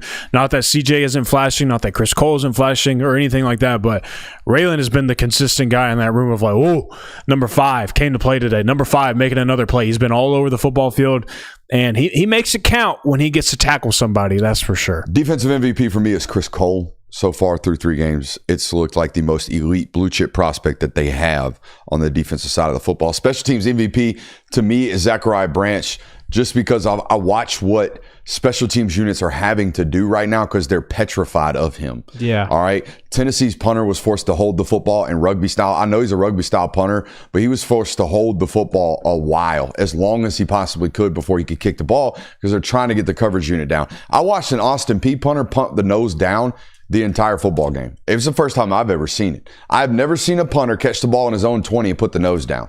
Never seen that. It only tells me he ain't giving that guy a chance. No way in hell. He'd rather it roll back to his own teammates than roll to that guy. That's how good of a returner he is. And we ain't even seen him really catch one clean just yet. Yeah, I agree with you on the Zachariah Branch thing. It's taken the special teams game, not necessarily from a scoring touchdowns, flipping the field to another level, but it's certainly changed things, and you can see how feared he is by other teams. Mine is none other than Peyton Woodring. You've had to call on him maybe a little bit more than you would like this season because you've had some drives stall out a little bit in the red zone, but anytime your kicker is just doing his job, doing it correctly and doing it consistently, he's worth shouting out. Plus, any kicker that walks out on a game has got bad MF written on his wrist tape, I like you a lot, Peyton Woodring. I'm a big fan of that. MF-er, just bad MF. Mr. Bucknut says, this guy may be a Georgia fan, but he knows his ball. Boys, what am I a fan of? Good football. Thank you. We'll move on there. I feel like we're going to fight that one the rest of our careers together, but that's okay. I'm fine with that. I think it takes one Sunday reaction shows to watch me blow a gasket over Dan Mullen coaching like garbage for you to realize that I'm just a fan of good football. I don't think I could work as hard as I do if I just loved one team. I don't think I would be as excited to watch old 73 play with some hips and ass from Miami today. I just don't think I'd turn it on and be as juiced as I am. Coach of the year, who is it so far?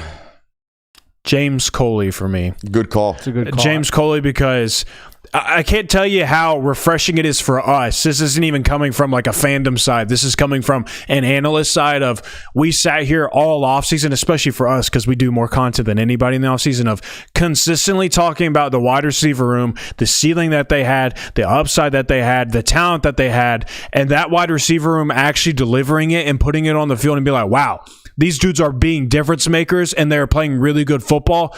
James Coley, you delivered in both the recruiting class and the transfer portal and getting these boys ready. You're the coach of the year so far for me. I like that one. I'm with Mike Bobo. We've seen 3 games of Georgia's offense in here, and it seems like, and it's more apparent than ever, this offensive play calling, the scheme, everything about it is catered to the skill sets that are on the field, and it's provided a lot of wins. And by the way, I think we can all agree, and even the people who staunchly dislike Bobo out there and say he's the worst OC and all this, he called one of his best games on Saturday against Tennessee. I felt like incredible job from him, and he deserves his flowers, so I'm giving him Coach of the Year thus far. I'm giving Coach of the Year to all 4 offensive line coaches because they do have 4, basically. So give it to all 4 of them, even though y'all think Stacey Searles is garbage. So it's unfortunate, but it is what it is. They just ran for 200 yards on the road without a right tackle and fixed it mid-game. So, it took a little longer than it was supposed to, but that's okay too, Rookie of the year, who is it? I'm giving it to Dontrell Glover, Juan Gaston, and Elijah Griffin. Can't give it to 3 people. Yep, I just did. Okay, so then it'd be rookies of the year. No. Rookie of the year, 3-way tie, all 3 get a trophy. I make rules. Oh, that's the type of society you live in? Yep.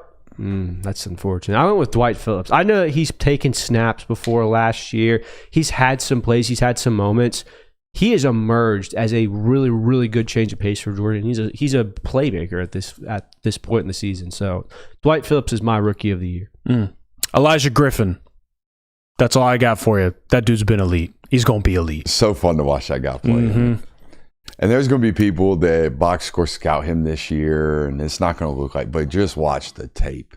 Just watch the tape of what Elijah Griffin's doing right about now, man. It's fun watching a young football player do things early on in his career, and you can just sit there and be like, there's just no way that doesn't end up working out and turning into a really, really good football player. It's even more fun watching him play hard. Mm-hmm. Because I feel like some young players at that position take plays off. Yeah. Even great players take plays off at that position. And he doesn't ever take plays off. Biggest surprise so far for me, guys, is Chauncey Bowens. I think Chauncey Bowens' ability to be arguably the best back at times in that room is pretty surprising to me. Yeah, mine is running back adjacent, just how deep the room is. Yeah. We felt like last year, you really only had 1 or 2 games of both Nate Frazier and Trevor Etienne being on the field. It was one of those guys, and then you're just trying to get something out of the others. I feel like if Nate Frazier comes off the field, Chauncey Bowens is just as good. Sometimes he's even a step up depending on how he's playing. And then there's Dwight Phillips. And then, hey, by the way, Bo Walker hasn't been bad. And oh, by the way, Josh McCray just got added to this, and Cash Jones has always been a very reliable guy. That running back room is deeper than it's ever been, and that's kind of been a surprise, simply just because of what you've seen the last 3 years. Chat's giving us kudos because apparently we were the only show on the internet that even mentioned Dwight Phillips' names all leading up to this season. Really? Because I was actually about to say kudos to you for mentioning Chauncey, because I felt like the entire offseason was about Bo Walker, Dwight Phillips. Yeah. Based on what we were talking about, and good for good reasons, but I feel like that happened, and it was, and of course people are excited for Nate because it's going to be year 2. He's going to be the lead guy. Excited to see what that looks like. And that kind of created a little hole for Chauncey to be hidden under because people just weren't talking about him enough. And he's been a really good running back for Georgia this season. I went with Kyron Jones playing safety, starting safety for you this year. There's so many names that you took in the transfer portal that it seemed like you were bound to play one of those guys, or you were going to play the old guy, Ja'Cory Thomas. And none of those players are bad options, but shout out to Kyron Jones for earning a starting spot amidst all of those names. How many seconds are we up to, AI? Is there an opportunity for like a mid-month payoff here? Because I think shave off a few minutes. Yeah, dude, I think we're up really, really high. I don't even know if the sucker fits anymore. Somebody taking shots at Shorter University. That will not be allowed in our chat today. What is Shorter University? Just Google it, bro. Just Google it. Boy. Hey, give us a fantasy update. What's going on with the fantasy scores? Nothing good. Just click over there. Oh, only 13 ticks? No way. No way. I feel like we hit that in a show. Hey, have you been slacking? Hey, I think you're slacking, brother. +5 more. I mean, we got to be at least a half a minute on this sucker. What's the fantasy update, boys? Who's winning who? Kirby is continuing to dominate. He won by 120 points this All right, week. so here's what we're going to do. We're giving you Dwight Phillips. We're dusting Dwight Phillips up off of the bench, and we're going to give him to you. I'm going to go over there right now and write him on the board. Is that fair? Do we all agree? We got to make this some kind of fist fight. So you're adding him to Jay Will's team, or you're substituting him for someone? I'm going to allow Jay Will to tell me who he wants to remove from his team, and we will kick that guy off the bus, and we will add Dwight Phillips Jr. We're going to add a little nut. This is a tough decision because I'm either taking... You have to take an offensive player. Yeah, and I'm either probably taking Noah Thomas or Dylan Bell off. Ooh. Just because I need consistent production. I know for a fact that Dwight Phillips is going to get totes. Haven't seen enough from Dylan Bell or Noah Thomas to be like, that guy's going to guarantee me points. I don't know which one to take off, though, because there's going to be a game where Noah Thomas is going to go for probably 110 yards, and I'm going to regret not having him on my roster. You know what, honestly? Fantasy. That's what you just described fantasy football. Honestly? Pain or regret.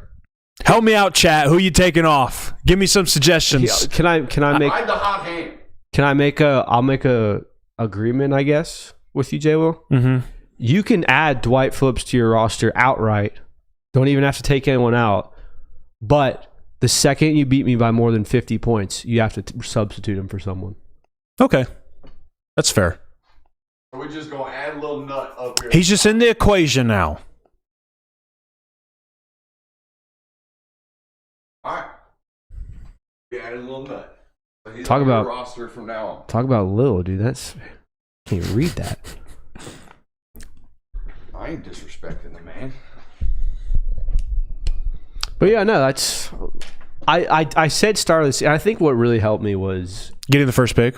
Yes. That Getting the first pick. Because the running back is the most valuable position. We established that last year in fantasy because when you get points off of touches, That's that's the system that was created. Brooks took advantage of that. It sucks that Trevor Etienne was hurt for a majority of the year, but it also helped me that Zachariah Branch being my second pick was big. Yes. What in the hell is this Memphis head coach doing? Dude. What is this? I don't know. Was he just ad-libbing? Was this a classic example of someone doing content who has no business doing content that accidentally stuck their foot in their mouth? I even tried. I quite often from football coaches. This at first, but there's a part in this quote that I'm going to read that indicates to me that he was directly taking a shot intentionally. And so I just don't understand. That was what I like. You don't play them. I don't think there's a lot of overlap. Hell no. You don't recruit against them. There's not even coaching overlap. I don't understand.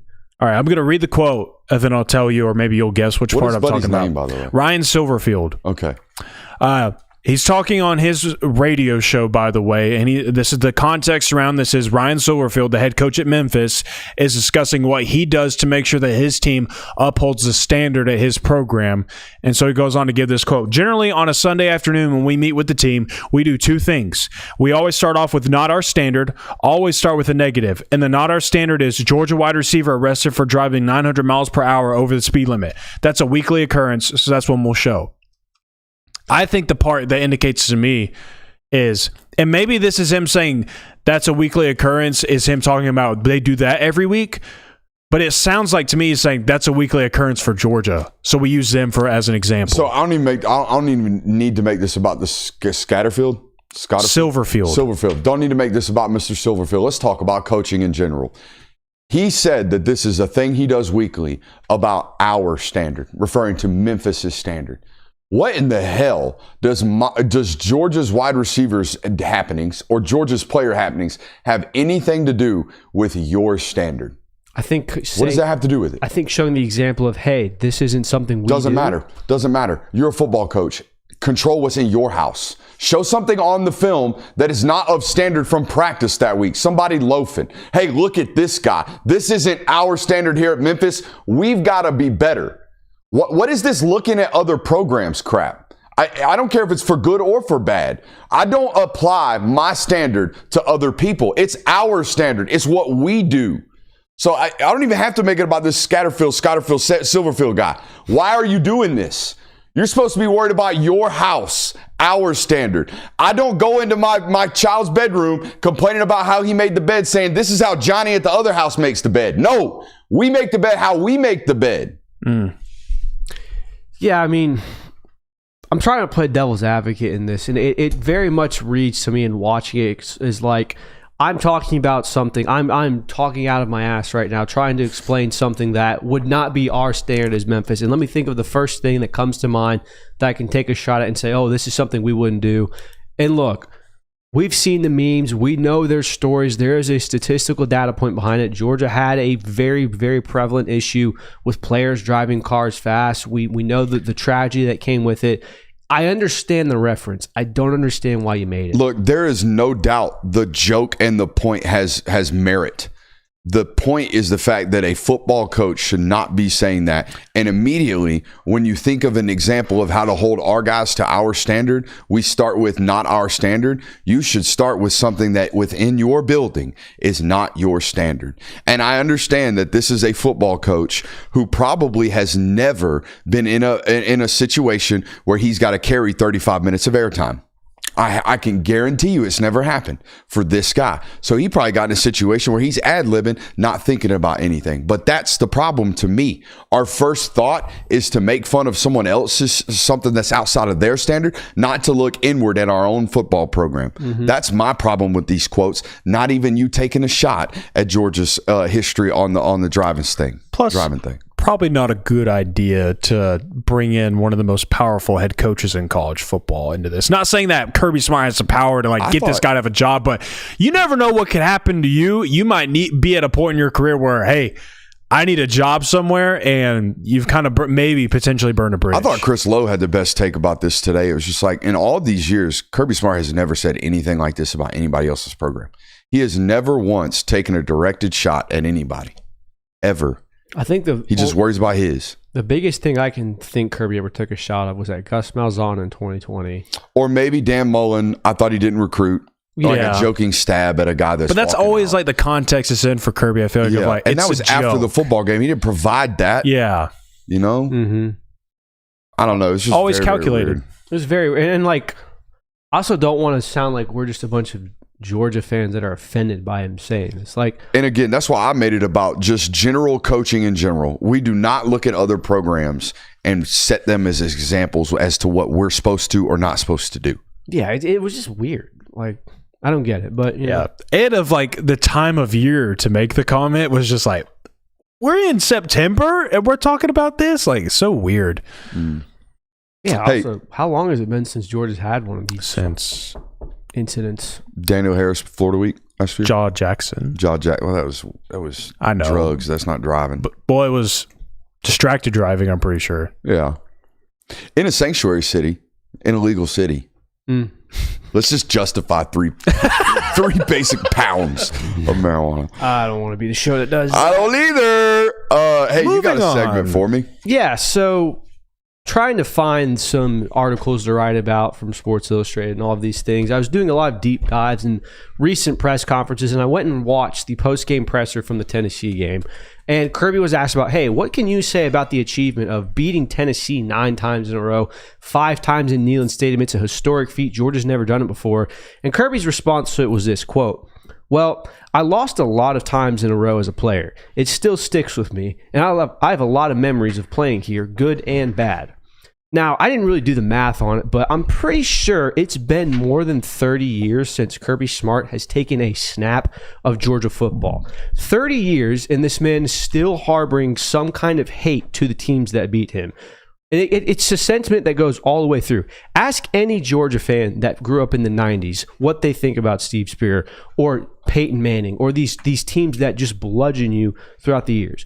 Losing to a team routinely radicalizes fans and makes them hate those teams, and it creates hate that lasts long after they're good.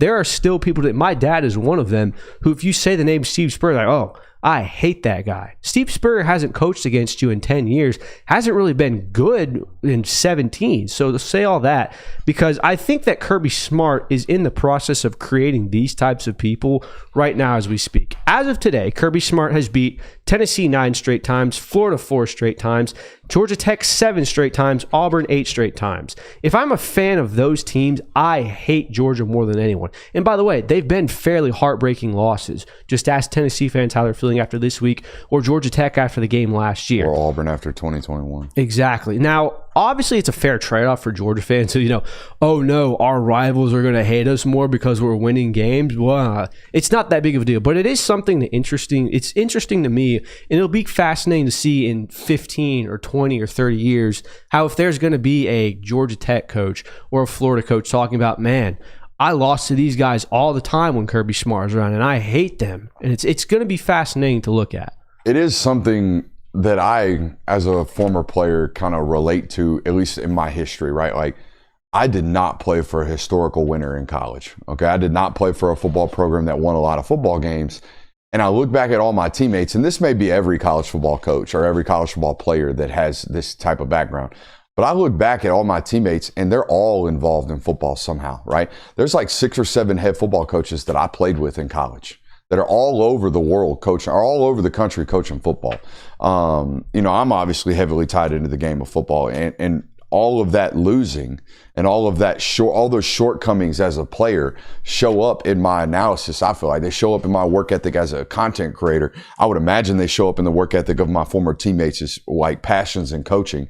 And it sounds like it does show up in Kirby's career, where it's like, I had shortcomings as a player. I have things that make my tummy twirl every time I think about this team, and I carry that energy into coaching this football team that I now, represent. Not only that, like he had some losses as a player to teams that he's coaching against right now, but in the inverse, in his coaching career, he was with one of the best programs and dynasties the sport has ever seen. So then he got a taste of the top and what that feels like, and then he gets to go coach his programs. Like, you get both sides of it. It's like, I remember that feeling of losing to these programs, and I also know the feeling of what it's like to be at the top and remain at the top. So like it's like a battle within that just kind of pushes you further. Yeah, it wasn't necessarily a word that I ever like, ooh, Georgia fans, you guys need to be careful because in 20 years, everyone's going to be preying on your downfall like we're seeing with Alabama right now. It's more just an interesting thing of how we're kind of in the process of a butterfly effect to where 15, 20 years from now, there's going to be a former Tennessee player or a Tennessee fan or a Tennessee coach that goes, I grew up a Vols fan, and I remember those dark years where we couldn't beat Georgia, and we lost to them in double overtime and all of these things. So it's just fascinating to think down the road, stuff like that. Mm-hmm. You're reading something that's raising your eyebrow. I'll tell you about it after the show. Ooh. Insane. Do y'all have anything else? We have a nostalgia tape if you want to kill 5 minutes. Yeah, we haven't done that in a while. Let's go over there. I don't feel like putting the microphone on, so I'm just going to holler. I'm just going to go over there and scream. We all good with that? All right. Oh, audio on it. Yeah. Love it. That should give you an idea as to how dated this is. Don't look while I pull this up. Hey, by the way, shirts are available at the merch store. Link in the description of the video today.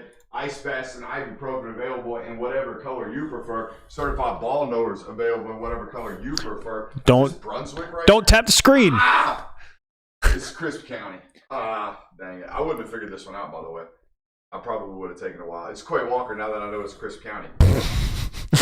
Immediately. My bad. I was like Quay trying Walker, to. I don't have the microphone on. Holy hell. Who is this? Whoa, whoa, whoa. That's cool that you're Quay Walker. Who is that monster? If that's Quay Walker, who is that? What recruiting class is this? This would have been the 2018. Did they circle the wrong football player? Who is this monster? Number 5 for Crisp County. That dude had to be playing pro ball somewhere. Holy shiznit. All right, Quay. You're a little thin in high school football. This was the old I throw the Tennessee hat trick, right? This was the I'm committed to Tennessee psych, threw it on the ground. He was committed to Bama for a while. I don't remember if he at the end decommitted and then committed again, but Is that him out there playing in the flat? Oh my Lord. Eesh. I still want to know who number 5 is because I see him running all over this. I mean, good Lord. I'm trying to figure it out. They got dudes everywhere. This team win a state title at Crisp County? I do not know. I would hope so. Holy Lord. Guys, we know the lav is off. He does not have the lav mic on. No, I don't have the lab on. See? No lab tonight. Huh. you're also in the screen, so. He kind of looks like Chris Cole. Oh. You know? That's good nostalgic tape. Sorry. I probably should have put the microphone on. That's on me. That's all right. Crisp County, I don't know when was the last Power 5 football player they produced. Maybe a couple years ago. I remember going down there. Tough area, man. Whoever that was, it must have been a different class than Quay Walker because I'm not finding him anywhere in the same class as him. That's a good looking football player right there. It's Big Cat Bryant. Why don't you DM? Will you search that and make sure he went to Crisp? Is that Big Cat Bryant? You could DM Quay and ask him. Yes. He went to Crisp County. That's Big Cat Bryant then. No, I can't DM Quay Walker because I've been blocked since 2020 Peach Bowl. You make a joke, you know. Next thing you know, you're going to get laughing emojis in your DMs with a block following. But looking back on it now, I don't tweet things like that. No. I mean, he was in his every right to do that. Yeah. So yeah, I've definitely matured since then. I would say you guys have probably both matured. It's been half a decade since that happened. So it's been that long. It's been half a decade. Do you think I'm still? You know who I hope I see one day so I can ask him? Fitzpatrick. John Fitzpatrick blocked me on Twitter for some random reason. Interesting. And I don't know what's going on there. Hey, we got some super chubs we want to talk about right here before the show ends. Sorry. My man that super chubbed earlier was asking us for a shout out for Scott Cochran or for Scott Sinclair. He definitely deserves one. The team is definitely in some of the best shape and healthier than they have been. And that's a credit to the strength and conditioning coordinator. There's no doubt about that. Robert Clinton says, been a UGA fan since 96. Why do you think Georgia fans hate Coach Bobo, even though he put up 44 points on UT, but say nothing about Coach Shue giving up 41 points? Look, there's a redheaded stepchild at every football program. Yours is Mike Bobo. Now, what's really, really sad, in my opinion, this is my opinion. This has nothing to do with anybody else. This is Brooks Austin speaking. I think it's really, really sad that y'all have a player that played at your football program, right? Went through it, went to the University of Georgia, played the position, and then goes on to have an illustrious football career, most of which, over half of which, he has dedicated his entire life to his alma mater. Everything about him, he loves the University of Georgia, and he's hated. And he's absolutely hated. And to be honest with you, he's the second greatest coordinator in the history of Georgia football. He's the second greatest coordinator in the history of the program, only behind Todd Monken. And because he's behind Todd Monken, y'all think he's not good enough. And that's all I can think about. The only reason I think y'all dislike Mike Bobo is because he ran too many draws back in 2011, and he's not Todd Monken. That's it. That's all it's ever really been. And no matter what he does, right? No matter if he goes on the road, 44 points, 500 yards of total offense with a turnstile at right tackle, with a first-time road starter at the quarterback position who hasn't really proven he can beat anybody, but yet still does.